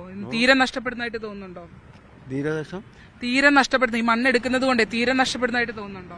മണ്ണെടുക്കേണ്ട ആവശ്യമുണ്ട് മേഡം. മണ്ണെടുക്കേണ്ട പ്രധാനപ്പെട്ട ആവശ്യമാണ്. അത് യുദ്ധോപയോഗത്തിനുള്ളതാണ്. യുദ്ധോപയോഗത്തിനുള്ള മണ്ണെടുത്തെങ്കിൽ മണ്ണാണത്. അതെടുത്തെങ്കിൽ കാര്യങ്ങൾ നടക്കും. അവിടെ വലിയ പ്രതിഷേധമൊക്കെ നടക്കുന്നുണ്ടല്ലോ ഈ തോട്ടപ്പള്ളിയിൽ കരിമണൽ എടുക്കുന്നതുമായി ബന്ധപ്പെട്ട്. അതിനെക്കുറിച്ചൊന്നും അറിയത്തില്ല. മണ്ണെടുക്കുന്നത് കടലിൽ വടക്ക് ഭാഗത്ത് കടൽ വരും, തെക്ക് ഭാഗത്ത് കടൽ വരും. തെക്ക് ഭാഗത്ത് കടലുമ്പോൾ മണ്ണ് വെച്ചിട്ട് അങ്ങ് പോകും. വടക്ക് ഭാഗത്ത് കടൽ വരുമ്പോൾ മണ്ണ് എടുത്തിട്ട് പോകും. അപ്പോൾ കടൽ കയറി വരുന്നതനുസരിച്ച് മണ്ണ് പോയി കഴിയുമ്പോഴത്തേക്ക് വീടുകളും മരങ്ങളും എല്ലാം എടുക്കും. അപ്പോൾ മണ്ണ് നിൽക്കുമ്പോഴത്തേക്ക് കുഴപ്പമില്ല. മണ്ണ് എടുക്കുന്നത് തീരെ നഷ്ടപ്പെടുത്തുന്നുണ്ടല്ലോ. അങ്ങനെ മണ്ണ് പോകുന്നുണ്ടോ? അതാണ് അവർ പറയുന്നത്. എന്തായാലും ആലപ്പുഴയിൽ ഇത്തവണ കരിമണലിന്റെ രാഷ്ട്രീയം ഒഴിച്ചു നിർത്തി ആലപ്പുഴയിൽ ഒരു തെരഞ്ഞെടുപ്പ് ഉണ്ടാവാറില്ല. അത് ഇത്തവണ കുറച്ചുകൂടെ കത്തിയിട്ടുണ്ടല്ലേ? അത് ഇന്നലെ VM സുധീരൻ പറഞ്ഞ വാക്കുകൾ നേരത്തെ രഞ്ജിത്ത് പറഞ്ഞതുപോലെ, അതായത് തന്റെ രാഷ്ട്രീയ ഭാവി തന്നെ ഇല്ലാതാക്കിയത് കരിമണൽ വിഷയത്തിൽ VM സുധീരൻ എടുത്ത നിലപാടാണെന്നാണ്. അത് നമുക്കറിയാം. VM സുധീരൻ MP ആയിരുന്ന കാലഘട്ടത്തിൽ ആലപ്പുഴയിൽ നടന്ന സമരമല്ലേ കിരൺ ബാബു? അതായത് വലിയഴിക്കൽ മുതൽ ഇങ്ങേയറ്റം വരെ CPM-മായി ചേർന്ന് മനുഷ്യക്കോട്ട നിർമ്മിച്ച് കരിമണലിനെ ചെറുത്തവരാണ്. പക്ഷെ ഇന്നത്തെ അവസ്ഥ, ആലപ്പുഴയിലെ അവസ്ഥ പറയുമ്പോൾ CPM-ന്റെ ഭാഗത്തായാലും CPM ഒരു പാർട്ടി എന്ന നിലയ്ക്ക് അങ്ങനെ ഒരു നിലപാട് സ്വീകരിച്ചിരുന്നു. പക്ഷേ നേതാക്കളൊക്കെ ആലോചിച്ച് നോക്കിയാൽ കുറച്ച് നേതാക്കളാണ് രണ്ട് പക്ഷത്തെയും കരിമണൽ ഖനനത്തിനെതിരെ ഉറച്ച നിലപാട് സ്വീകരിക്കുകയും അതിശക്തമായി നിൽക്കുകയും ഒക്കെ ചെയ്തത്. പക്ഷേ ചില നേതാക്കളെങ്കിലും അതിനകത്ത് പാർട്ടി വ്യത്യാസമൊന്നും, ചില നേതാക്കളെങ്കിലും ആ ഘട്ടത്തിലൊക്കെ മറിച്ചുള്ള നിലപാട് സ്വീകരിച്ചവരായിരുന്നു. VM സുധീരൻ പറഞ്ഞതുപോലെ ഈ കരിമണൽ ഖനനത്തിനെതിരായ സ്ട്രോങ് നിലപാട് സ്വീകരിച്ച നേതാക്കൾക്കൊക്കെ പലതരത്തിലുള്ള പലതരത്തിലുള്ള തിരിച്ചടികൾ സാമ്പത്തികമായിട്ടുള്ള വിഷയത്തിലായാലും പലതരത്തിലുള്ള തിരിച്ചടികൾ പാർട്ടിക്കുള്ളിൽ നിന്നും പുറത്തു നിന്നൊക്കെ ഉണ്ടായിട്ടുണ്ട്. അതെപ്പോഴും അങ്ങനെയാണ്. രാഷ്ട്രീയ പാർട്ടികളുടെ പൊതു നിലപാടിനൊക്കെ അപ്പുറത്തേക്ക് ചില നേതാക്കൾ മുൻകൂർ ചില നിലപാടുകൾ എടുക്കും, അവർ മുന്നിൽ നിൽക്കും. അപ്പോൾ പാർട്ടിക്ക് മാറാൻ കഴിയാത്ത അവസ്ഥ വരും. പക്ഷേ അപ്പോഴും ഇതിനെയൊക്കെ എതിരാളികളായി നിൽക്കുന്ന മറ്റ് ചില രാഷ്ട്രീയ ശക്തികൾ കാണും. അത് പാർട്ടികൾക്കുള്ളിൽ കാണും, എതിര് പാർട്ടികൾക്കുള്ളിൽ കാണും. അങ്ങനെയൊക്കെയുള്ള ഒരു കരിമണലിന്റെ രാഷ്ട്രീയത്തിൽ അത്തരം കൂടി ചില വ്യക്തികളുടെ വലിയ പോരാട്ടത്തിന്റെ ചരിത്രം കൂടി ചേർത്ത് വായിച്ചേണ്ടി വരും. അതായത് ആലപ്പുഴയുടെ ചരിത്രം, തെരഞ്ഞെടുപ്പ് ചരിത്രമായാലും പൊതുചരിത്രം എടുത്താലും കരിമണൽ ഒഴിച്ചുള്ള ഒരു ചരിത്രം പറയാനാവില്ല. കാരണം ഒരുപാട് രാഷ്ട്രീയ പാർട്ടി നേതാക്കൾ രക്തസാക്ഷികളായതും ഒരുപാട് ആളുകൾക്ക് രാഷ്ട്രീയ ജീവിതത്തിൽ ഉയർച്ചയുണ്ടായതും താഴ്ചയുണ്ടായതും കരിമണലുമായി ബന്ധപ്പെട്ടാണ് എന്ന കാര്യം എല്ലാവർക്കും, രാഷ്ട്രീയമായി ബന്ധപ്പെട്ട് നിൽക്കുന്ന എല്ലാവർക്കും അറിയാവുന്നതാണ്. അങ്ങനെ നമ്മൾ ഇത് പറയുമ്പോഴും ഈ വിഷയങ്ങളൊക്കെ ചർച്ച ചെയ്യുമ്പോഴും നേരത്തെ പറഞ്ഞ ആള് പറഞ്ഞ ഒരു കാര്യം എന്ന് പറഞ്ഞാൽ വളരെ പ്രധാനപ്പെട്ടതാണ്. അതായത് ഇത്തവണ 3 സ്ഥാനാർത്ഥികളെയും മാറ്റി നിർത്താനാവാത്തൊരു സാഹചര്യം ആലപ്പുഴയ്ക്ക് ഉണ്ടെന്ന്. ആലപ്പുഴയിൽ എനിക്ക് തോന്നുന്നു കിരൺ കുറെ കാലത്തിന് ശേഷമാണല്ലേ അങ്ങനെ ഒരു തെരഞ്ഞെടുപ്പ് കളം വരുന്നത്. ആലപ്പുഴയെ സംബന്ധിച്ചിടത്തോളം ആലപ്പുഴയിൽ അങ്ങനെ ഒരു ത്രികോണ പോരാട്ടം നടക്കുന്ന മണ്ഡലമല്ല. ഇപ്പോഴും കഴിഞ്ഞ വർഷത്തെ കണക്ക് വെച്ച് നോക്കിയാൽ അങ്ങനെ ഒരു ത്രികോണ പോരാട്ടത്തിന്റെ ഒരു അവസ്ഥയിലേക്ക് 2 ലക്ഷത്തിന് മുകളിലൊന്നും വോട്ടില്ല. അതുകൊണ്ട് അങ്ങനെ പോരാട്ടം എന്ന് പറയാൻ കഴിയില്ല. പക്ഷേ ആലപ്പുഴയുടെ പ്രത്യേകത, ശോഭാ സുരേന്ദ്രൻ എന്ന് പറയുന്ന മത്സരിച്ച മണ്ഡലങ്ങളിലൊക്കെ നിലവിലുണ്ടായിരുന്ന BJPയുടെ വോട്ടിൻ വിഹിതത്തിൽ വലിയ തോതിൽ വർധന ഉണ്ടാക്കിയ ഒരു നേതാവാണ്. ശോഭാ സുരേന്ദ്രന് BJPക്ക് അപ്പുറത്തേക്ക് വോട്ട് പിടിക്കാൻ ശേഷിയൊക്കെ ഉള്ള ഒരു, BJPയിൽ തന്നെ ആ തരത്തിൽ ശേഷിയുള്ള ഒരാളാണ്. പല പ്രധാനപ്പെട്ട നേതാക്കളും മത്സരിക്കുമ്പോൾ അവിടെ വോട്ട് കുറയുകയാണെങ്കിൽ ശോഭാ സുരേന്ദ്രൻ പാലക്കാട് ആയാലും ആറ്റിങ്ങലായാലും ഒക്കെ മത്സരിക്കുമ്പോൾ ആ വോട്ട് കൂടുകയാണ്. അപ്പോൾ പാർട്ടി അവർ ആറ്റിങ്ങിൽ നിന്ന് മാറ്റി ആലപ്പുഴയിൽ കൊണ്ടുവന്നത് BJPയുടെ ഉള്ളിലുള്ള വിഷയങ്ങൾ. പക്ഷേ ശോഭാ സുരേന്ദ്രൻ്റെ പ്രത്യേകത, അവർക്ക് BJPയുടെ വോട്ട് വീതം വർദ്ധിപ്പിക്കാൻ കഴിയുന്നൊരു നേതാവാണ്. അതുകൊണ്ടുകൂടിയാണ് ഇപ്പോൾ ഈ ഇവിടെ 3 സ്ഥാനാർത്ഥികൾ, അല്ലെങ്കിൽ കഴിഞ്ഞ തവണയൊക്കെ 2 സ്ഥാനാർത്ഥികളുടെ പേരിനപ്പുറം KS രാധാകൃഷ്ണൻ വന്ന് വോട്ട് കുറെ കൂടെ കൂട്ടി, എന്നാൽ ആർക്കും അങ്ങനെ ജയിക്കും എന്നൊരു പ്രതീക്ഷയോ അല്ലെങ്കിൽ അങ്ങനെ ഒരു വോട്ട് കൂട്ടുന്നു എന്നതിനപ്പുറത്തേ ഉള്ളൂ. ഇവിടെ പക്ഷേ കുറെ കൂടി ഒരു ത്രികോണ പോരാട്ടത്തിന്റെ ഒരു അരികിലേക്ക് എത്തുന്നത്, തിരുവനന്തപുരം പോലെ ഒന്നും അല്ലെങ്കിൽ തൃശ്ശൂർ പോലെ അല്ലെങ്കിലും അത്ര ഒരു അരികിലേക്ക് എത്തുന്നത് ശോഭാ സുരേന്ദ്രൻ എന്ന് പറയുന്ന സ്ഥാനാർത്ഥിയുടെ ഒരു വൈഭവം കൊണ്ടോ അല്ലെങ്കിൽ അവർക്ക് ഉള്ള ഒരു ജനസ്വാധീനം കൊണ്ടുകൂടിയാണ്. അതാണ് പ്രധാനപ്പെട്ട കാര്യം. അതായത് നമ്മൾ ആലപ്പുഴയുടെ തെരഞ്ഞെടുപ്പ് ചരിത്രമാണ്. അപ്പോൾ ആലപ്പുഴയുടെ രാഷ്ട്രീയമുണ്ട്, ആലപ്പുഴയിലെ ഈ ജീവിതമുണ്ട്, അതൊക്കെ നമ്മൾ ചർച്ച ചെയ്ത് വരികയാണ്. വളരെ പെട്ടെന്ന് തിരിച്ചു വരാം ആലപ്പുഴയുടെ മണ്ണിലേക്ക് ഇടവേളയ്ക്ക് ശേഷം.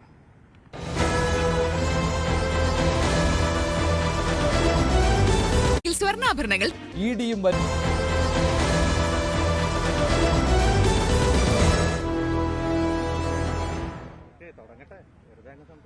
ഏതായാലും ആലപ്പുഴയുടെ രാഷ്ട്രീയം വളരെ പ്രധാനപ്പെട്ട കാര്യമാണ്. എൻഫോഴ്സ്മെന്റ് ഡയറക്ടറേറ്റിന്റെ അന്വേഷണം നടക്കാൻ പോവുകയാണ്. എക്സാലോജിക്കും CMR-ലും തമ്മിലുള്ള ഇടപാടിൽ തെരഞ്ഞെടുപ്പ് പ്രചാരണം ചൂടുപിടിക്കുന്ന സമയത്താണ് ECIR എടുത്തിരിക്കുന്നത്. മുഹമ്മദ് ബഷീർ ന്യൂസ് 8-നോട് സംസാരിച്ചിരുന്നു. അതേപോലെ തന്നെ LDF സ്ഥാനാർത്ഥി വസീഫാണ്, CPM-ന്റെ യുവമുഖമാണ്.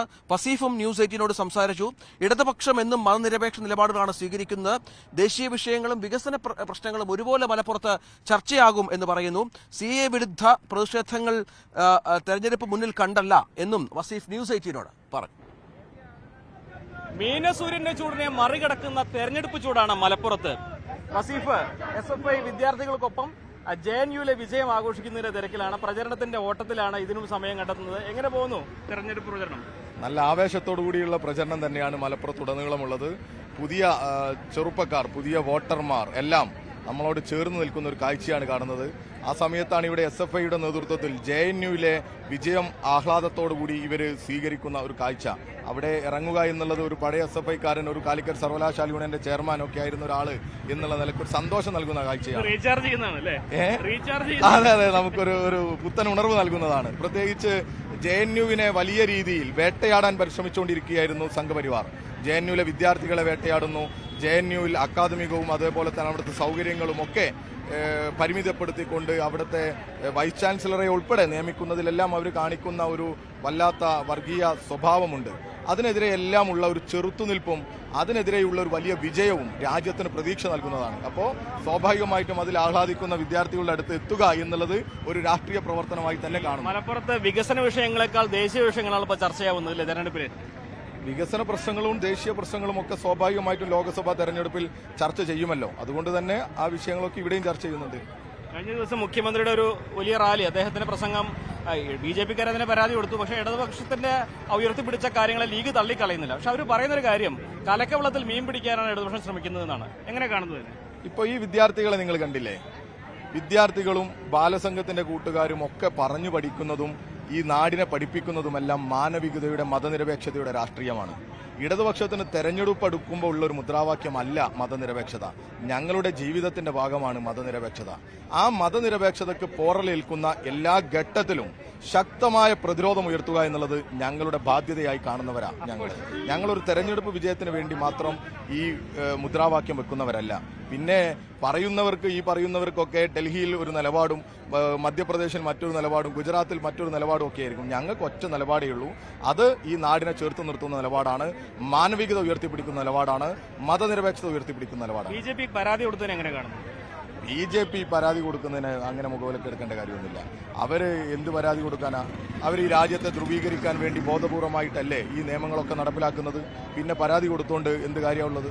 അതൊക്കെ ജനങ്ങളെ കണ്ണിൽ പൊടിയിടാൻ വേണ്ടിയിട്ടുള്ള ഒരു പരിശ്രമം മാത്രമാണ്. ഇനി ഒരുപാട് ഒരു മാസത്തോളം കിടക്കുകയാണ് പ്രചാരണത്തിന്റെ. ബാക്കി എങ്ങനെയാണ് പ്ലാനിങ്? പരമാവധി വോട്ടർമാരെ നേരിട്ട് കാണുക എന്നുള്ളത് തന്നെയാണ് ലക്ഷ്യം. അതിനു വേണ്ടിയിട്ടുള്ള ശ്രമമാണ്. എന്നാണെങ്കിലും ദേശീയ വിഷയങ്ങൾ ഊന്നിക്കൊണ്ടുള്ള പ്രചരണം തുടരും എന്ന് തന്നെയാണ് വസീഫ് പറഞ്ഞു വെക്കുന്നത്. ഇനിയും ഏറെ സമയമുണ്ട്. അതുകൊണ്ട് തന്നെ പ്രചരണം അടുത്ത ഘട്ടത്തിലേക്ക് ഏറെ വൈകാതെ കടക്കും. അഖിലോട്ട് പാർക്കൊപ്പം CB അനുമോദ്, ന്യൂസ് 18. എന്തായാലും നമ്മുടെ ആലപ്പുഴ ബീച്ചിൽ നിന്ന് ചേട്ടന്റെ പേര് കൂടി ചോദിക്കാം. പേര് എങ്ങനെയാണ്? ഉദയൻ. എല്ലാ ദിവസവും രാവിലെ നടക്കാനെത്തുന്നതാണ്. എങ്ങനെയുണ്ട് ഈ ആലപ്പുഴയിലെ രാഷ്ട്രീയ കാലാവസ്ഥ? ആലപ്പുഴയുടെ രാഷ്ട്രീയ കാലാവസ്ഥ എന്ന് പറഞ്ഞു കഴിഞ്ഞാൽ ഇനിച്ചിരി നീണ്ട് സംസാരിക്കേണ്ടതായിട്ട് വരുമെന്ന് തോന്നുന്നു. കാരണം എന്താണെന്ന് വെച്ചാൽ നമ്മുടെ കേരളത്തിൻ്റെ ആവശ്യങ്ങൾക്ക് വേണ്ടിയിട്ടാണ് നമ്മൾ ഇവിടുന്ന് 19 MP-മാരെ അയച്ചത്. രാഷ്ട്രീയമായിട്ട് പറയല്ല. അപ്പോൾ കേരളത്തിൻ്റെ കാര്യം എന്തോ ദോഷം വരുന്നു അതാണ് പാർലമെൻറ്റിൽ സംസാരിച്ചിട്ട് നമുക്ക് നേടിയെടുക്കാൻ വേണ്ടിയിട്ട്. അല്ലാതെ ഇവിടുന്ന് 19 പേര് പോയതും ഇന്ത്യയുടെ കാര്യമാണ് അവരെ രാഷ്ട്രീയമാണെന്ന് പറയുന്നതെന്ന് ഏറ്റവും വലിയ പരാജയമല്ലേ. കേരളത്തിൽ നിന്ന് 19 MP-മാരെ വിട്ടില്ലേ? ഈ 19 പേര് കേരളത്തിന് വേണ്ടിയിട്ട് എന്ത് സംസാരിച്ചു? ഇവിടുത്തെ ജനത്തിനെയാണ് നമ്മൾ ജനമാണ് ഇവരെ അയച്ചത്. കേരളത്തിൻ്റെ ജനമാണ്. ചേട്ടൻ പറയുന്നത് ഈ 19 പേരും ചെയ്തില്ല, ഒരാളാണ് ചെയ്തത്. അല്ല, അത് ഞാൻ പറയുന്നില്ല. അവർ ചെയ്തോ ചെയ്തില്ല എന്നുള്ള കാര്യം. ഇവിടെ ഒരു കേരള ഗവൺമെൻറ് ചരിത്രത്തിൽ, ഇന്ത്യ ഗവൺമെൻറ് ചരിത്രത്തിൽ അവിടെ പോയി സമരം ചെയ്യേണ്ട ഒരു അവസ്ഥ ഉണ്ടായി. എന്തിനു വേണ്ടിയിട്ടായിരുന്നു? അപ്പോൾ അവിടെയെങ്കിലും സഹകരിക്കണ്ടേ? ഇവിടെ കേരളത്തിൻ്റെ ആൾക്കാർ ഇവിടെ ഒന്ന് സമരം ചെയ്യും. എന്തിനു വേണ്ടിയിട്ടാണ്? തിരക്കാൻ ചെല്ലാൻ പറ്റില്ല. അത് ഇവിടുത്തെ കേരളത്തിലെ ജനം ചോദിക്കും. അത് രാഷ്ട്രീയമാണ് അല്ലേ? പറ. അത് തന്നെ രാഷ്ട്രീയം. എന്തായാലും കേരളത്തിന് വേണ്ടിയുള്ള സാമ്പത്തിക വിഹിതം നഷ്ടപ്പെട്ടപ്പോൾ അതിനുവേണ്ടിയുള്ള പോരാട്ടമൊക്കെ കേരള സർക്കാർ നയിക്കുമ്പോൾ കേരളത്തിലെ MP-മാർ ആ തരത്തിലേക്ക് ചെയ്തില്ല എന്നുള്ള ഒരു പരാതി കൂടിയാണ് ഉന്നയിക്കുന്നത്. നമുക്ക് മറ്റൊരു ആളുകൂടി വരുന്നുണ്ട്. നമുക്ക് അദ്ദേഹത്തോടുകൂടി ചോദിക്കാം. പേരെങ്ങനെയാണ്? സോമൻ. സ്ഥിരമായി ഇവിടെ രാവിലെ എത്തുന്ന ആളാണ്. എങ്ങനെ നടക്കാൻ വേണ്ടി എത്തുന്നതാണോ അതോ? നടക്കാൻ വേണ്ടി. ശരി. എങ്ങനെയുണ്ട് ഇപ്പോൾ ഈ ആലപ്പുഴയുടെ ഒരു രാഷ്ട്രീയാവസ്ഥ? ഇപ്പോഴത്തെ LDF-ന്റെ ഒരു അനുകൂലമായ ഘടകമായിരുന്നല്ലോ ഇവിടെ നിൽക്കുന്നത്. നേരത്തെ അങ്ങനെ ആയിരുന്നില്ലല്ലോ. ഈ KC വേണുഗോപാൽ വന്നതോടുകൂടി എങ്ങനെ ചിത്രം മാറി? ചിത്രം ഒന്നും മാറിയിട്ടൊന്നുമില്ല. അത് പഴയ നേരത്തെ ഉണ്ടായിരുന്ന KC വേണുഗോപാൽ ഇവിടെ എന്തെങ്കിലും ആലപ്പുഴയ്ക്ക് വേണ്ടി എന്തെങ്കിലും ചെയ്തിട്ടുണ്ടോ എന്നുള്ളത് ആദ്യം പരിശോധിക്കേണ്ടതാണ്. KC വേണുഗോപാൽ എത്രയോ പ്രാവശ്യം ഇവിടുന്ന് ഇലക്ഷൻ കഴിഞ്ഞിട്ട് പോയതാ. ഒരിക്കലും ആലപ്പുഴയ്ക്ക് വേണ്ടി എന്തെങ്കിലും ചെയ്തതായിട്ട് കണ്ടിട്ടില്ല മുഴുവൻ പ്രാവശ്യം. ശരി. അപ്പം ആലപ്പുഴയ്ക്ക് വേണ്ടി കാര്യമായ ഒന്നും KC വേണുഗോപാലിന്റെ ഭാഗത്തുനിന്നും മുമ്പൊന്നും ഉണ്ടായിട്ടില്ല എന്നുള്ള പരാതി കൂടിയാണ് അദ്ദേഹം ഉന്നയിക്കുന്നത്. എന്തായാലും ഇവിടെ രാവിലെ നടത്തയ്ക്ക് വേണ്ടി എത്തിയ വേറെയും ചില ആളുകൾ കൂടിയുണ്ട്. എങ്ങനെയുണ്ട് നമ്മുടെ ഇവിടുത്തെ ഒരു പൊളിറ്റിക്കൽ കാലാവസ്ഥ? കുഴപ്പമില്ല, ചൂടായി വരുന്നതേ ഉള്ളൂ. എന്നാലും ആർക്കനുകൂലമായിട്ടായിരിക്കും ഈ ചൂട് വരുന്നത്? LDF-ന് അനുകൂലമായിട്ടാണെന്നുള്ളതാണ്. LDF വരണമെന്നുള്ളതാണ് ഇപ്പോഴത്തെ ഒരു ദേശീയ സാഹചര്യത്തിൽ നമ്മൾ ആഗ്രഹിക്കുന്നത്. ചേട്ടൻ LDF-ന്റെ പ്രവർത്തനമാണോ? അല്ല, പ്രവർത്തനമൊന്നുമല്ല. ഒരു ദേശീയ കാഴ്ചപ്പാടിൽ ഇപ്പോൾ LDF-ആണ് ഇവിടെ വരേണ്ടതെന്നുള്ള ഒരു ഇതുണ്ട്, ലക്ഷ്യമുണ്ട് നമുക്ക്. അത് മാത്രമേ ഉള്ളൂ. ശരി. എന്തായാലും അദ്ദേഹത്തിനും LDF ഇവിടെ വരണം, LDF വരും എന്നുള്ളൊരു പ്രതീക്ഷയാണ് അദ്ദേഹവും പങ്കുവെക്കുന്നത്. എന്തായാലും രഞ്ജിത്തെ, ഇവിടെ ഒരു ഈ മത്സരം ആളുകളൊക്കെ മുമ്പ് MP-ആയിരുന്ന നിലവിൽ MP ആയിരുന്ന ഒരാൾ, മുമ്പ് MP ആയിരുന്ന ഒരാൾ. അങ്ങനെ ഈ രണ്ടുപേരുടെ തമ്മിൽ ഈ MPമാരുടെ ആയിരുന്ന കാലത്തുണ്ടായ ഒരു പ്രവർത്തനങ്ങളുടെ ഒരു വിലയിരുത്തലോ അല്ലെങ്കിൽ അത്തരം ഒരു ചർച്ചകളിൽ കൂടി പോകാൻ സാധ്യതയുണ്ട്. അങ്ങനെ അതെങ്ങനെയാണ് സാറിനെ കാണുന്നത്? അതിനകത്തൊരു ഇത് എല്ലാവരും അസസ് ചെയ്യാൻ പറ്റുന്നുള്ളതാണ്. ശോഭാ സുരേന്ദ്രൻ ഒഴിച്ച് ബാക്കി വന്നിട്ടുള്ള ആളുകൾ ആരും ഇവിടെ പുതുമുഖങ്ങളല്ല എന്നുള്ളതാണ്. അതുകൊണ്ട് പ്രവർത്തനങ്ങൾ എല്ലാവരുടെയും അസസ് ചെയ്യപ്പെടും എന്നുള്ളതാണ് ഈ തെരഞ്ഞെടുപ്പിന്റെ ഒരു പ്രത്യേകത. സ്വാഭാവികമായും ഇപ്പോൾ KC വേണുഗോപാലിനെ കുറിച്ച് കേട്ട പ്രതികരണമാണെങ്കിലും AM ആരിഫിന്റെ പ്രവർത്തനങ്ങളാണെങ്കിലും ഒക്കെ അതെല്ലാം ചർച്ച ചെയ്യപ്പെടും. പ്രത്യേകിച്ച് ഇവിടെ ഒരു നിലവിലത്തെ ഒരു സാഹചര്യത്തിൽ ഇപ്പോൾ ആളുകൾ പറഞ്ഞു കേട്ടില്ലേ, ദേശീയ സാഹചര്യത്തിൽ ഇടതുപക്ഷം ജയിക്കണമെന്ന് ആഗ്രഹിക്കുന്നു എന്നാണ് പറഞ്ഞത്. സ്വാഭാവികമായും ഈ പറഞ്ഞ CA അടക്കമുള്ള വിഷയങ്ങളും ഇവിടെ വലിയ ചർച്ചയാകുകയും അത് വോട്ടിന്റെ ഏകീകരണത്തിലേക്ക് പോകുമോ എന്നുള്ള സൂചനകളും ഒക്കെ ഉണ്ട് അല്ലേ കിരൺ? സ്വാഭാവികമായിട്ടും തെരഞ്ഞെടുപ്പിലൊക്കെ ഉണ്ടായ വലിയൊരു ന്യൂനപക്ഷ ഏകീകരണമുണ്ട്. അതാണ് എനിക്കൊന്ന് 20 മണ്ഡലങ്ങളിലും UDFന് വലിയൊരു തരംഗമായി മാറിയത്. അത് ഇത്തവണ ഈ CAയുടെയൊക്കെ പശ്ചാത്തലത്തിൽ ഇടതുപക്ഷത്തിനാണോ വലതുപക്ഷത്തിനാണോ കോൺഗ്രസിനാണോ LDFനാണോ എന്നുള്ളത് നമ്മൾ കാത്തിരുന്ന് കാണണം. അതെന്താണ് ഈ ജനത്തിന്റെ മനസ്സിലെന്നുള്ളത് നമുക്ക് വളരെ കൃത്യമായിട്ടൊന്നും അറിയാൻ പറ്റില്ല. പക്ഷേ അപ്പോഴും ഈ ന്യൂനപക്ഷ ഏകീകരണം കേരളത്തിൽ വലിയൊരു ഘടകമാണ് മറ്റ് സംസ്ഥാനങ്ങളെ അപേക്ഷിച്ച്. അതെങ്ങനെ വർക്ക് ചെയ്യും? കാരണം കഴിഞ്ഞ നിയമസഭാ തെരഞ്ഞെടുപ്പിൽ അത് LDFന് അനുകൂലമായിരുന്നു. ലോക്സഭാ തെരഞ്ഞെടുപ്പിൽ ശബരിമലയുടെയൊക്കെ പശ്ചാത്തലത്തിൽ കൂടിയാണ് അത് വളരെ പ്രധാനമായും UDFന് അനുകൂലമായി വന്നു. ആ സാഹചര്യം വളരെ അവരുടെ ആ കേന്ദ്രങ്ങളെ പോലും ഞെട്ടിച്ചിരുന്നു. ആ തരത്തിലുള്ള ഏകീകരണം ഇത്തവണ ഉണ്ടോ എന്നുള്ളതാണ് മറ്റൊരു പ്രധാനപ്പെട്ട കാര്യം. കിരൺ, ഈ ആലപ്പുഴയിലടക്കം സംസ്ഥാനത്തെ മിക്ക മണ്ഡലങ്ങളിലും BJP പ്ലേസ് ചെയ്തിരിക്കുന്ന സ്ഥാനാർത്ഥികൾ വളരെ നിർണായകമായ പ്രധാനപ്പെട്ട സ്ഥാനാർത്ഥികളാണ്. അപ്പോൾ അവർ പിടിക്കുന്ന വോട്ട് ആരുടെ വോട്ടാണ് എന്നുള്ളതും, അതായത് ഈ തെരഞ്ഞെടുപ്പിന്റെ പ്രത്യേകത ഞാൻ കാണുന്നത് ഈ 3 മുന്നണികളുടെയും വോട്ട് വളരെ കൃത്യമായി അവർക്ക് തന്നെ വീഴാൻ സാധ്യതയുള്ള തെരഞ്ഞെടുപ്പാണ്. ഈ ക്രോസ് വോട്ടിങ്ങോ വോട്ട് പറിക്കലോ ഒക്കെ വളരെ ചെറുതായിരിക്കും. അത് എന്താണ് ഓരോ രാഷ്ട്രീയ പാർട്ടികളുടെയും ഓരോ മണ്ഡലങ്ങളിലെയും കേരളത്തിലെ ശക്തി എന്ന് വെളിവാക്കുന്ന യാഥാർത്ഥ്യ ബോധത്തോടെ സമീപിക്കാൻ പറ്റുന്ന ഒരു തെരഞ്ഞെടുപ്പ് കൂടിയായി ഇത് മാറുന്നു. പ്രത്യേകിച്ച് BJP ഇത്രയധികം സ്ഥാനാർത്ഥികളെ കളത്തിലിറക്കിയ പശ്ചാത്തലത്തിൽ എന്ന് കരുതുന്നു. ശരണ്യ, ഇപ്പോൾ ഈ ആലപ്പുഴയെ സംബന്ധിച്ച് ഈ ഒരു ത്രികോണ പോരാട്ടം എന്നൊക്കെ പറയാൻ കഴിയുന്ന ഒരു അവസ്ഥ വന്നത് ശോഭാ സുരേന്ദ്രൻ എത്തിയതുകൊണ്ടാണ്. ഇപ്പോഴും പറയാറായിട്ടില്ല, എന്നാലും ആ തരത്തിലേക്ക് ഒരു പോരാട്ടത്തിന് ഒരു ശക്തി വന്നത്, മത്സരത്തിന് കാഴ്ച വന്നത് ശോഭാ സുരേന്ദ്രൻ. ഈ ശോഭാ സുരേന്ദ്രൻ പിടിക്കുന്ന വോട്ടുകൾ ഇപ്പോഴത്തെ ഒരു നമുക്ക് പൂർണ്ണമായും വിലയിരുത്താനൊന്നും കഴിയില്ല. എന്നാലും ഇപ്പോഴത്തെ ഒരു സാഹചര്യം അനുസരിച്ച് അത് കൂടുതൽ ഗുണമാകുക KC വേണുഗോപാലിനാണോ AM ആരിഫിനാണോ? തീർച്ചയായിട്ടും AM ആരിഫിനായിരിക്കും എന്നുള്ളതാണ് ഒരു അസസ്മെന്റ്. അത് തന്നെയാണ് CPMന്റെയും കണക്ക് കൂട്ടൽ. അതായത് ശോഭാ സുരേന്ദ്രൻ പരമാവധി വോട്ടുകൾ ഇപ്പോൾ CA അടക്കമുള്ള വിഷയങ്ങൾ, പൗരത്വ ഭേദഗതി അടക്കമുള്ള വിഷയങ്ങൾ വന്നതോടുകൂടി അത് ഇടതുപക്ഷത്തിന് വോട്ടായി മാറ്റാൻ കഴിയും എന്നുള്ള വലിയ പ്രതീക്ഷ ഇടതുപക്ഷ ക്യാമ്പുകളിലുണ്ട് എന്നുള്ളതാണ്. അവർ പ്രധാനമായും പ്രചരണ ആയുധമായി എടുക്കുന്നതും ആ CA അടക്കമുള്ള വിഷയമാണ്. പ്രത്യേകിച്ച് ഒരു ന്യൂനപക്ഷ സ്ഥാനാർത്ഥി വരുന്നു, മറ്റിടങ്ങളിൽ 2ഇടത്തേക്ക് വോട്ട് ഭിന്നിക്കാനുള്ള സാധ്യതയുണ്ട്. അതുകൊണ്ട് തന്നെ ആ ന്യൂനപക്ഷ വോട്ടുകളെ കേന്ദ്രീകരിപ്പിക്കുക എന്നുള്ള പ്രധാന ലക്ഷ്യം അത് CPMന്റെ എല്ലാ പ്രവർത്തനങ്ങളിലും ആലപ്പുഴയിൽ കാണുന്നുണ്ട് എന്നുള്ളതാണ്. മറിച്ച് ശോഭാ സുരേന്ദ്രനെ പോലെയുള്ള ശക്തിയായ ഒരു സ്ഥാനാർത്ഥി, ഒരു എതിർ സ്ഥാനാർത്ഥി വരുമ്പോൾ ത്രികോണ മത്സരമെന്ന് ആലപ്പുഴയെ പറയാൻ കഴിയില്ലെങ്കിൽ പോലും ശോഭാ സുരേന്ദ്രനെ സംബന്ധിച്ചിടത്തോളം അത് ഒരു മെച്ചപ്പെട്ട സ്ഥാനാർത്ഥിയാണ്. ഒരു മത്സരം കാഴ്ചവെക്കുന്ന, ഒരു വലിവുണ്ടാക്കാൻ കഴിയുന്ന, വിജയത്തെ നിർണ്ണയിക്കാൻ കഴിയുന്ന സ്ഥാനാർത്ഥിത്വത്തിലേക്ക് BJP സ്ഥാനാർത്ഥി എത്തുന്നു എന്നുള്ളതാണ്. അതുകൊണ്ട് BJP പിടിക്കുന്ന വോട്ടുകൾ ചിലപ്പോൾ ഇവർ രണ്ടുപേരുടെയും വിജയത്തെ ബാധിച്ചേക്കാം.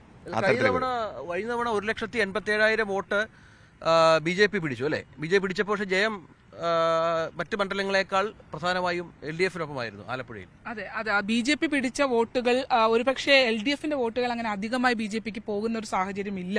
പക്ഷേ ഈ പറഞ്ഞ പോലെ നഷ്ടപ്പെടാനുള്ള വോട്ടുകൾ കോൺഗ്രസിന്റേതാണ് എന്നുള്ള ഒരു കണക്കുകൂട്ടലാണ്. പക്ഷേ ഇതൊക്കെ നമ്മൾ പറയുമ്പോഴും KC വേണുഗോപാലിന് ആലപ്പുഴയുമായുള്ള ഒരു ബന്ധം നമുക്ക് ആർക്കും നിഷേധിക്കാൻ കഴിയില്ല. കാരണം വ്യക്തിപരമായി തന്നെ ഇതിനൊക്കെ അപ്പുറത്തേക്ക് സാധാരണ ഈ പറയുന്ന ന്യൂനപക്ഷവും ഭൂരിപക്ഷവും ഒന്നും ഇല്ലാതെ അതിനൊക്കെ വ്യക്തിപരമായി വോട്ട് പിടിക്കാൻ ശേഷിയുള്ള ഒരാളാണ് KC വേണുഗോപാൽ. മാത്രമല്ല ഈ ദേശീയ രാഷ്ട്രീയത്തിലാണ് കൂടുതൽ പ്രാധാന്യമെങ്കിൽ BJPക്കെതിരെയുള്ള ഒരു മൂവാണ് കേരളത്തിൽ ഉണ്ടാകുന്നതെങ്കിൽ KC വേണുഗോപാലിനെ പോലെ ഒരാളെ ജയിപ്പിക്കണം, കോൺഗ്രസിന്റെ ദേശീയ മുഖത്ത് ജയിപ്പിക്കണം എന്നുള്ള തോന്നൽ സ്വാഭാവികമായും ജനങ്ങൾക്കുണ്ടാവും. അത് സ്വാഭാവികമായും തന്നെ അങ്ങനെ വരാൻ സാധ്യതയുള്ളതാണ്. പൊളിറ്റിക്കൽ ഇലക്ഷൻ അപ്പുറത്തേക്ക് KCക്ക് ഒരു വ്യക്തിബന്ധം ആലപ്പുഴയിലുണ്ട്. അത് ഒരു വലിയ ഘടകം തന്നെയാണ്. കാരണം ഇപ്പോൾ കമ്പാരിറ്റീവ്ലി സ്ഥാനാർത്ഥികളെയൊക്കെ വെച്ച് നോക്കുകയാണെങ്കിലും ആളുകളുമായി കുറെ കൂടെ വ്യക്തിബന്ധം സൂക്ഷിക്കുകയും അത് ഒരു രാഷ്ട്രീയത്തിനപ്പുറത്തേക്ക് ഒരു KCക്ക് ഒരു ബന്ധമുണ്ട് ആലപ്പുഴയിൽ. ഈ കണ്ണൂരുകാരനാണെങ്കിലും ആലപ്പുഴയിൽ കെ സിക്ക് അല്ല ഇപ്പോ കണ്ടൂരുകാരൻ എന്നൊന്നും പറയാൻ കഴിയില്ല. ഇവിടുത്തെ MLA ദീർഘകാല MLA ആയിരുന്നു. എല്ലാ ആഴ്ചയും കൃത്യമായിട്ട് എത്തുന്നത് അദ്ദേഹം ആലപ്പുഴയാണ് എത്തുന്നത്. KC വേണുഗോപാലിനെ സംബന്ധിച്ച് നേരത്തെ തൊട്ടുള്ള ഒരു പ്രത്യേകത, അദ്ദേഹം എല്ലാ വിഭാഗത്തിൽപ്പെടുന്ന ആളുകളുമായും നല്ല ബന്ധം, അപ്പോൾ രാഷ്ട്രീയ എതിരാളികളുമായിട്ടായി പോലും ആ ഒരു നല്ല ബന്ധം, വ്യക്തിബന്ധം കൊണ്ട് എങ്ങനെ തെരഞ്ഞെടുപ്പിന്റെ വോട്ടിനെ അനുകൂലമാക്കാം, അതിനെങ്ങനെ തനിക്ക് ജയിക്കാൻ കഴിയുമെന്നൊക്കെ നന്നായി അറിയാവുന്ന കേരളത്തിലൊരു നേതാവാണ്. കോൺഗ്രസ് ക്യാമ്പുകളിലുള്ള ഒരു പ്രതീക്ഷ എന്ന് പറഞ്ഞാലേ ഇനി ഇവിടുന്ന് ഒരാളെ വിട്ടില്ലേ അവർക്ക് നിൽക്കാൻ പറ്റാത്തൊരു സാഹചര്യം ഇവിടെ ഉണ്ട്. KC വേണുഗോപാലിനെ പോലെ ഒരാൾ പരാജയപ്പെട്ടാൽ അത് ആലപ്പുഴയിലെ ഒരു കേവലം കോൺഗ്രസ് സ്ഥാനാർത്ഥിയുടെ പരാജയം മാത്രമല്ല, അത് യഥാർത്ഥത്തിൽ കോൺഗ്രസിന് ദേശീയ തലത്തിൽ തന്നെ വലിയ തിരിച്ചടിയാണ്. അവിടെ കോൺഗ്രസിനെ സംബന്ധിച്ച് ഇതൊരു അഭിമാന പോരാട്ടം തന്നെയാണ്. എന്തെല്ലാം പറഞ്ഞാലും കേരളത്തിൽ നിന്ന് മറ്റാരും, ഇപ്പോൾ ശശി തരൂരിന് വേറെ തരത്തിലാണെങ്കിൽ രാഷ്ട്രീയത്തിൽ നിൽക്കുമ്പോൾ കോൺഗ്രസിന്റെ പാർട്ടിയെ സംബന്ധിച്ച് പാർട്ടിയിൽ ഇന്ന് കേരളത്തിൽ മത്സരിക്കുന്നതിൽ ഏറ്റവും പ്രധാനപ്പെട്ടയാൾ, ഇന്ത്യയിൽ തന്നെ മത്സരിക്കുന്നതിൽ ഏറ്റവും പ്രധാനപ്പെട്ട ഒരാൾ KC വേണുഗോപാലാണ്. എന്നുള്ളതല്ല, ഈ ദേശീയ രാഷ്ട്രീയത്തിൽ കോൺഗ്രസിന്റെ മുഖം രാഹുൽ ഗാന്ധിയും പലപ്പോഴും ഈ തീരുമാനങ്ങൾ എടുക്കുന്നതിൽ പോലും നിർണായക ഘടകമാകുന്നത് KC വേണുഗോപാലാണ്. നമുക്കറിയാം, ആ KC വേണുഗോപാലാണ് നമ്മുടെ ഇവിടുത്തെ സിറ്റിംഗ് MP ആരിഫ് ഏറ്റുമുട്ടുന്നത് എന്ന വളരെ പ്രധാനപ്പെട്ട ഒരു ഘടകമുണ്ട്. AM ആരിഫ് നിസ്സാരക്കാരനല്ല, അരൂരിൽ തുടർച്ചയായി ജയിച്ചിരുന്ന ആളാണ്. അതിനുശേഷം ആലപ്പുഴയിൽ മത്സരിക്കാൻ വന്നപ്പോൾ പോലും വലിയ ശക്തമായ പോരാട്ടം കാഴ്ചവെച്ചു. ഷാനിമോൾ ഉസ്മാനെ പോലെ ഇവിടെ ചിരപരിചിതയായ ഒരാളെ പരാജയപ്പെടുത്തിയ ഒരു സാഹചര്യം കൂടെ. നമുക്ക് ആരിഫ് തന്നെ പ്രശാന്ത്, അദ്ദേഹം തന്നെ നമ്മുടെ സിറ്റിംഗ് MP തന്നെ നടന്നു വരുന്നു. അദ്ദേഹം ട്രാക്ക് സൂട്ടിലാണ്, നടക്കാനുള്ള ഒരു പരിപാടിയാണ് എന്ന് തോന്നുന്നു. അദ്ദേഹം നല്ല വെയിലുണ്ട്. രാവിലെ ട്രാക്ക് സൂട്ടിലൊക്കെ ആണല്ലോ രാവിലെ, അല്ലേ? ട്രാക്ക് സൂട്ട് എന്ന് പറഞ്ഞാൽ ഞാൻ ഈ തെരഞ്ഞെടുപ്പ് മൂർധന്യാവസ്ഥയിലെത്തുന്നതിന് മുമ്പായിട്ട് ഞാൻ നടന്നുകൊണ്ടിരുന്ന സ്ഥലമാണിത്. ഇപ്പൊ സമയം കിട്ടുന്നില്ല, ഇപ്പോൾ നടക്കാൻ പറ്റുന്നില്ല. പിന്നെ അതിന്റെ 100 ഇരട്ടി നടക്കുന്നുണ്ടല്ലോ. എക്സസൈസ് വേറെ വേണ്ട, ഇപ്പൊ വേണ്ട. നല്ല ക്ഷീണമുണ്ട്. വെച്ചാല് 3 ദിവസമായിട്ട് 2 മണിയാകുമ്പോഴാണ് ഉറങ്ങുന്നത്. പിന്നെ അതിന്റെ പുറത്ത് നോമ്പും പിന്നെ ഈ ചൂടും എല്ലാം കൂടി ഒരു ഈ ചൂട് യഥാർത്ഥത്തില് പ്രചരണ രംഗത്ത് വലിയ സ്ഥാനാർത്ഥിക്ക് ഒട്ടും പ്രവർത്തകർക്ക് വേണേൽ ഇടയ്ക്കിടയ്ക്ക് മാറി നിൽക്കാം, പക്ഷെ സ്ഥാനാർത്ഥിക്ക് മാറാനേ കഴിയില്ലല്ലോ. മാറാനേ പറ്റത്തില്ല. കാര്യം ഇപ്പോൾ ഇന്നലെ ഇപ്പോൾ ഒരു പ്രശ്നം എന്താണെന്ന് വെച്ചാൽ ഒരിടത്ത് ചെന്നപ്പോഴത്തേക്ക് കുതിരയെ കൊണ്ടുവന്ന് അതിനകത്ത് തന്നെ കയറ്റി. പിന്നെ അത് അന്നേരം കയറിയപ്പോൾ അറിഞ്ഞില്ല, പക്ഷെ ഇറങ്ങിയപ്പോഴാണ് അതിൻ്റെ ഒരു നടുവിൻ്റെ.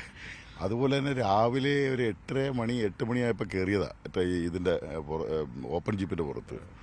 ഇന്നലെ ഫൈനൽ കേന്ദ്രത്തിലെത്തുമ്പോൾ 12:30 മിനിഞ്ഞാന്നും 12:30. കാര്യം 10 മണി കഴിഞ്ഞ് പറ്റത്തില്ലല്ലോ. പക്ഷെ എന്നാലും പ്രവർത്തകർ കാത്തിരിക്കുക. ഒരു 300-400 പേര് രാത്രി 12 മണി വരെ കാത്തിരിക്കും. നമ്മളെന്ത് ചെയ്യും? ചെല്ലാതിരിക്കാൻ പറ്റുമോ? MP ആകാൻ ചിലരെ കഷ്ടപ്പാടൊന്നും അല്ലേ?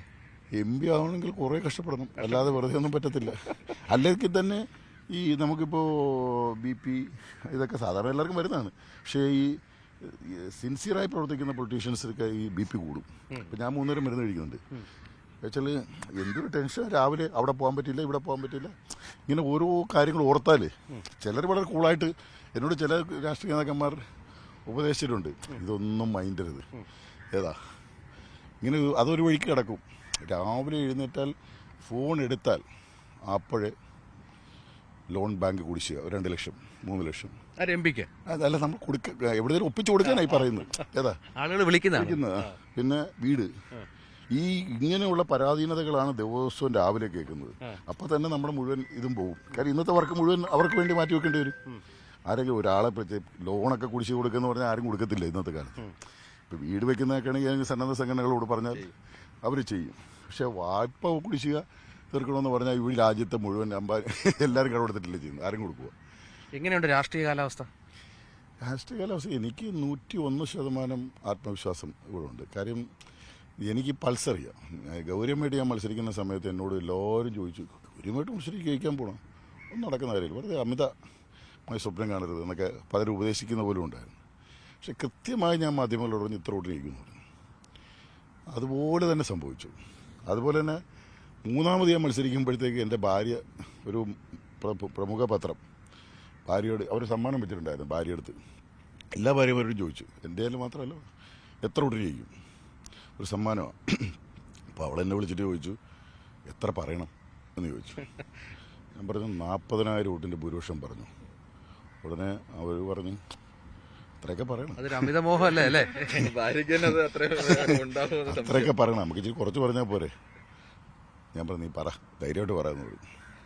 കൃത്യമായിട്ട് 39,000 വോട്ടിൻ്റെ ഭൂരിപക്ഷം ജയിച്ചു. ഏതാ കണക്കൊന്നും തെറ്റിയിട്ടില്ല. അപ്പോൾ ഏത് ഇലക്ഷനിൽ ഞാൻ മത്സരിക്കാൻ ശ്രമിക്കുമ്പോഴും എനിക്കൊരു കണക്കുണ്ട്. ഇപ്പോൾ ഈ ന്യൂസ് 18ന്റെ ഒരു പ്രവചന മത്സരമുണ്ട് ഇത്തവണ, എത്ര വോട്ടിന് ജയിക്കും? എന്തായാലും ഞാൻ കണക്കൊന്നും പറയുന്നില്ല. കഴിഞ്ഞ ഓണത്തിൻ്റെ ഒരു 3-4 ഇരട്ടി ഏറ്റവും ചുരുങ്ങിയത് വരും. അതായത് കഴിഞ്ഞ തവണ 10,000 അപ്പോൾ ഒരു 40,000 വോട്ട്. 10,000 അല്ല, അതിൽ കൂടുതൽ 50,000 മുകളിൽ പോകും. ഒരു ചിലപ്പോൾ അതിലും കൂടും. യാതൊരു സംശയമില്ല. അരലക്ഷത്തിന് മേളിൽ വോട്ടിന്റെ ഭൂരിപക്ഷത്തിൽ തന്നെ മിനിമം. വീട്ടിൽ നിന്ന് കണക്ക് കൂട്ടുന്ന ആൾക്കാരായിട്ടാ ഒരു കഴിഞ്ഞ പ്രാവശ്യം കണക്ക് കൂട്ടുന്നത്. ചേച്ചി പിന്നെ ആരിഫിക്ക പറയുന്ന പോലെ അത്ര കയറ്റി പിടിക്കത്തൊന്നുമില്ല. ചേച്ചി എല്ലാം താഴ്ത്തി പിടിക്കുന്ന ആളാണ്.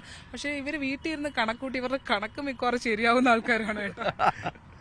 അല്ല, നമുക്ക് ഈ ജനങ്ങളുടെ ഇടയിൽ ഇറങ്ങുമ്പോൾ എൻ്റെ പൾസ് മനസ്സിലാക്കാൻ പറ്റും. കാര്യം അവർക്ക് നമ്മൾ ലൈവായിട്ടുണ്ടായിരുന്നല്ലോ, വെറുതെ കള്ളതരം പറയുമല്ലോ. ആലപ്പുഴയിൽ ജനിച്ചു, ജീവിച്ചു, വളർന്നു. ആലപ്പുഴക്കാരനെ എപ്പോഴും ഇപ്പോൾ ഞാൻ വന്നു, എൻ്റെ സ്വന്തം വണ്ടി ഞാൻ ഓടിച്ചാൽ വന്ന് ആ സൈക്കിളെ ഓട്ടി നടന്നു, മീൻ മാർക്കറ്റിൽ പോയി. ഇതൊക്കെ എൻ്റെ വീട്ടിലേക്ക് സാധനം മേടിക്കാൻ വന്നല്ലേ ഞാൻ പോകണം, അല്ലേ ഭാര്യ വേറെ ആരും ഇല്ല, മക്കൾ രണ്ടുപേരും ഇല്ല. അപ്പം വേറെ ആരെങ്കിലും ഇപ്പോൾ എൻ്റെ എതിർ സ്ഥാനാർത്ഥിയാണ് മാർക്കറ്റിൽ പോയി മീൻ മേടിക്കുന്നെങ്കിൽ അത് ഫേസ്ബുക്ക് വാർത്തയാണ്. എന്നെ സംബന്ധിച്ചിടത്തോളം വാർത്തയില്ല. ഇവര് ഡ്രൈവ് ചെയ്ത് തന്നെ എല്ലാ സ്ഥലത്തും പോകുന്നത്. അതാണ് വൈകുന്നേരം സ്വന്തമായിട്ട് ഡ്രൈവ് ചെയ്തിട്ടാണ് എല്ലാ സ്ഥലത്തും പോകുന്നത്. പിന്നെ കണ്ടിട്ടുള്ള ഒരു പ്രത്യേകത എന്ന് പറഞ്ഞാലേ എല്ലാ പോസ്റ്ററും ശ്രദ്ധിച്ചിട്ടുണ്ടോ? ആരിഫിക്കയുടെ പോസ്റ്റർ എല്ലാം ഇതിനകത്ത് സ്വന്തമായിട്ട് എല്ലാം ഡിസൈൻ ചെയ്യിക്കുന്ന. ഇതിനു മുമ്പ് സുരേഷ് കുറുപ്പിന്റെ പോസ്റ്ററാണ് കേരളത്തിൽ വളരെ ചർച്ചയായ ഒരു പോസ്റ്റർ. സുരേഷ് കുറുപ്പിന്റെ പോസ്റ്റർ അന്ന് വരെ ഉണ്ടായിരുന്ന എല്ലാ രീതിയും മാറ്റിമറിച്ചുകൊണ്ടുള്ള പോസ്റ്ററായിരുന്നു. ഇപ്പൊ എനിക്ക് തോന്നുന്നു കേരളത്തിൽ ഞങ്ങൾ കുറെ സ്ഥലങ്ങളിലെല്ലാം സഞ്ചരിച്ച്, പക്ഷേ പോസ്റ്റർ ഡിസൈനിങ്ങിൽ ഈ ആളുകൾ കണ്ണൂർ പോയി, വടകര പോയി, തൃശ്ശൂർ പോയി, പക്ഷെ പോസ്റ്റർ ഇത്ര മനോഹരമായിട്ട് ഇപ്പം പോസ്റ്റർ വീക്ക്നെസ് ആയി. ഇപ്പൊ പറഞ്ഞില്ലേ 12:30 മണിക്കാ വന്നതെന്ന്. നാളെ ഒരു പോസ്റ്റർ എടുക്കാൻ റിലീസ് ചെയ്യാനുണ്ടെങ്കിൽ 12:30 ആ പോസ്റ്റർ നോക്കരുത്. അതെ, നോക്കുന്നു. കാര്യം കഴിഞ്ഞ വർഷത്തെ എൻ്റെ പോസ്റ്റർ ആണ് 1650 എൻട്രികളിൽ Batra award all over India number 1 ആയിട്ട് എൻ്റെ പോസ്റ്ററാണ് തിരഞ്ഞെടുത്തത് ഡിസൈനിൽ. അപ്പോൾ അതിന് മുമ്പും അത് തന്നെ കിട്ടി. അതിന് MLA ആയിരുന്നപ്പോൾ മത്സരിച്ചപ്പോഴും ആ 1ാം നമ്പർ പോസ്റ്റർ എന്തായിരുന്നു. പോസ്റ്റ് എനിക്ക് ചെറുപ്പം മുതലേ ഒരു വീക്ക്നെസ് ഉണ്ട്. ഒന്ന്, ഈ ചിത്രം വരയ്ക്കും, കാലിയോഗ്രാഫി നിങ്ങൾ എഴുതി തന്നെ ഞാനിപ്പോൾ കാണിച്ചു തരാം. അതെൻ്റെ ഒരു വീക്ക്നെസ്സാണ്. കാര്യം ചില അക്ഷരങ്ങൾ ഇങ്ങനെ മനോഹരമായി ഇംഗ്ലീഷ് അക്ഷരങ്ങൾ എഴുതുന്നത് അതിങ്ങനെ ഒരു ആർട്ടാണത്. കാലിയോഗ്രാഫി നമ്മുടെ അതാണ്. ചെറുപ്പം പോലെ എന്നെ കൊണ്ടാണ് സ്കൂൾ സർട്ടിഫിക്കറ്റ് എല്ലാം ടീച്ചേഴ്സൊക്കെ എഴുതിപ്പിക്കുന്നത്. അപ്പോൾ അത്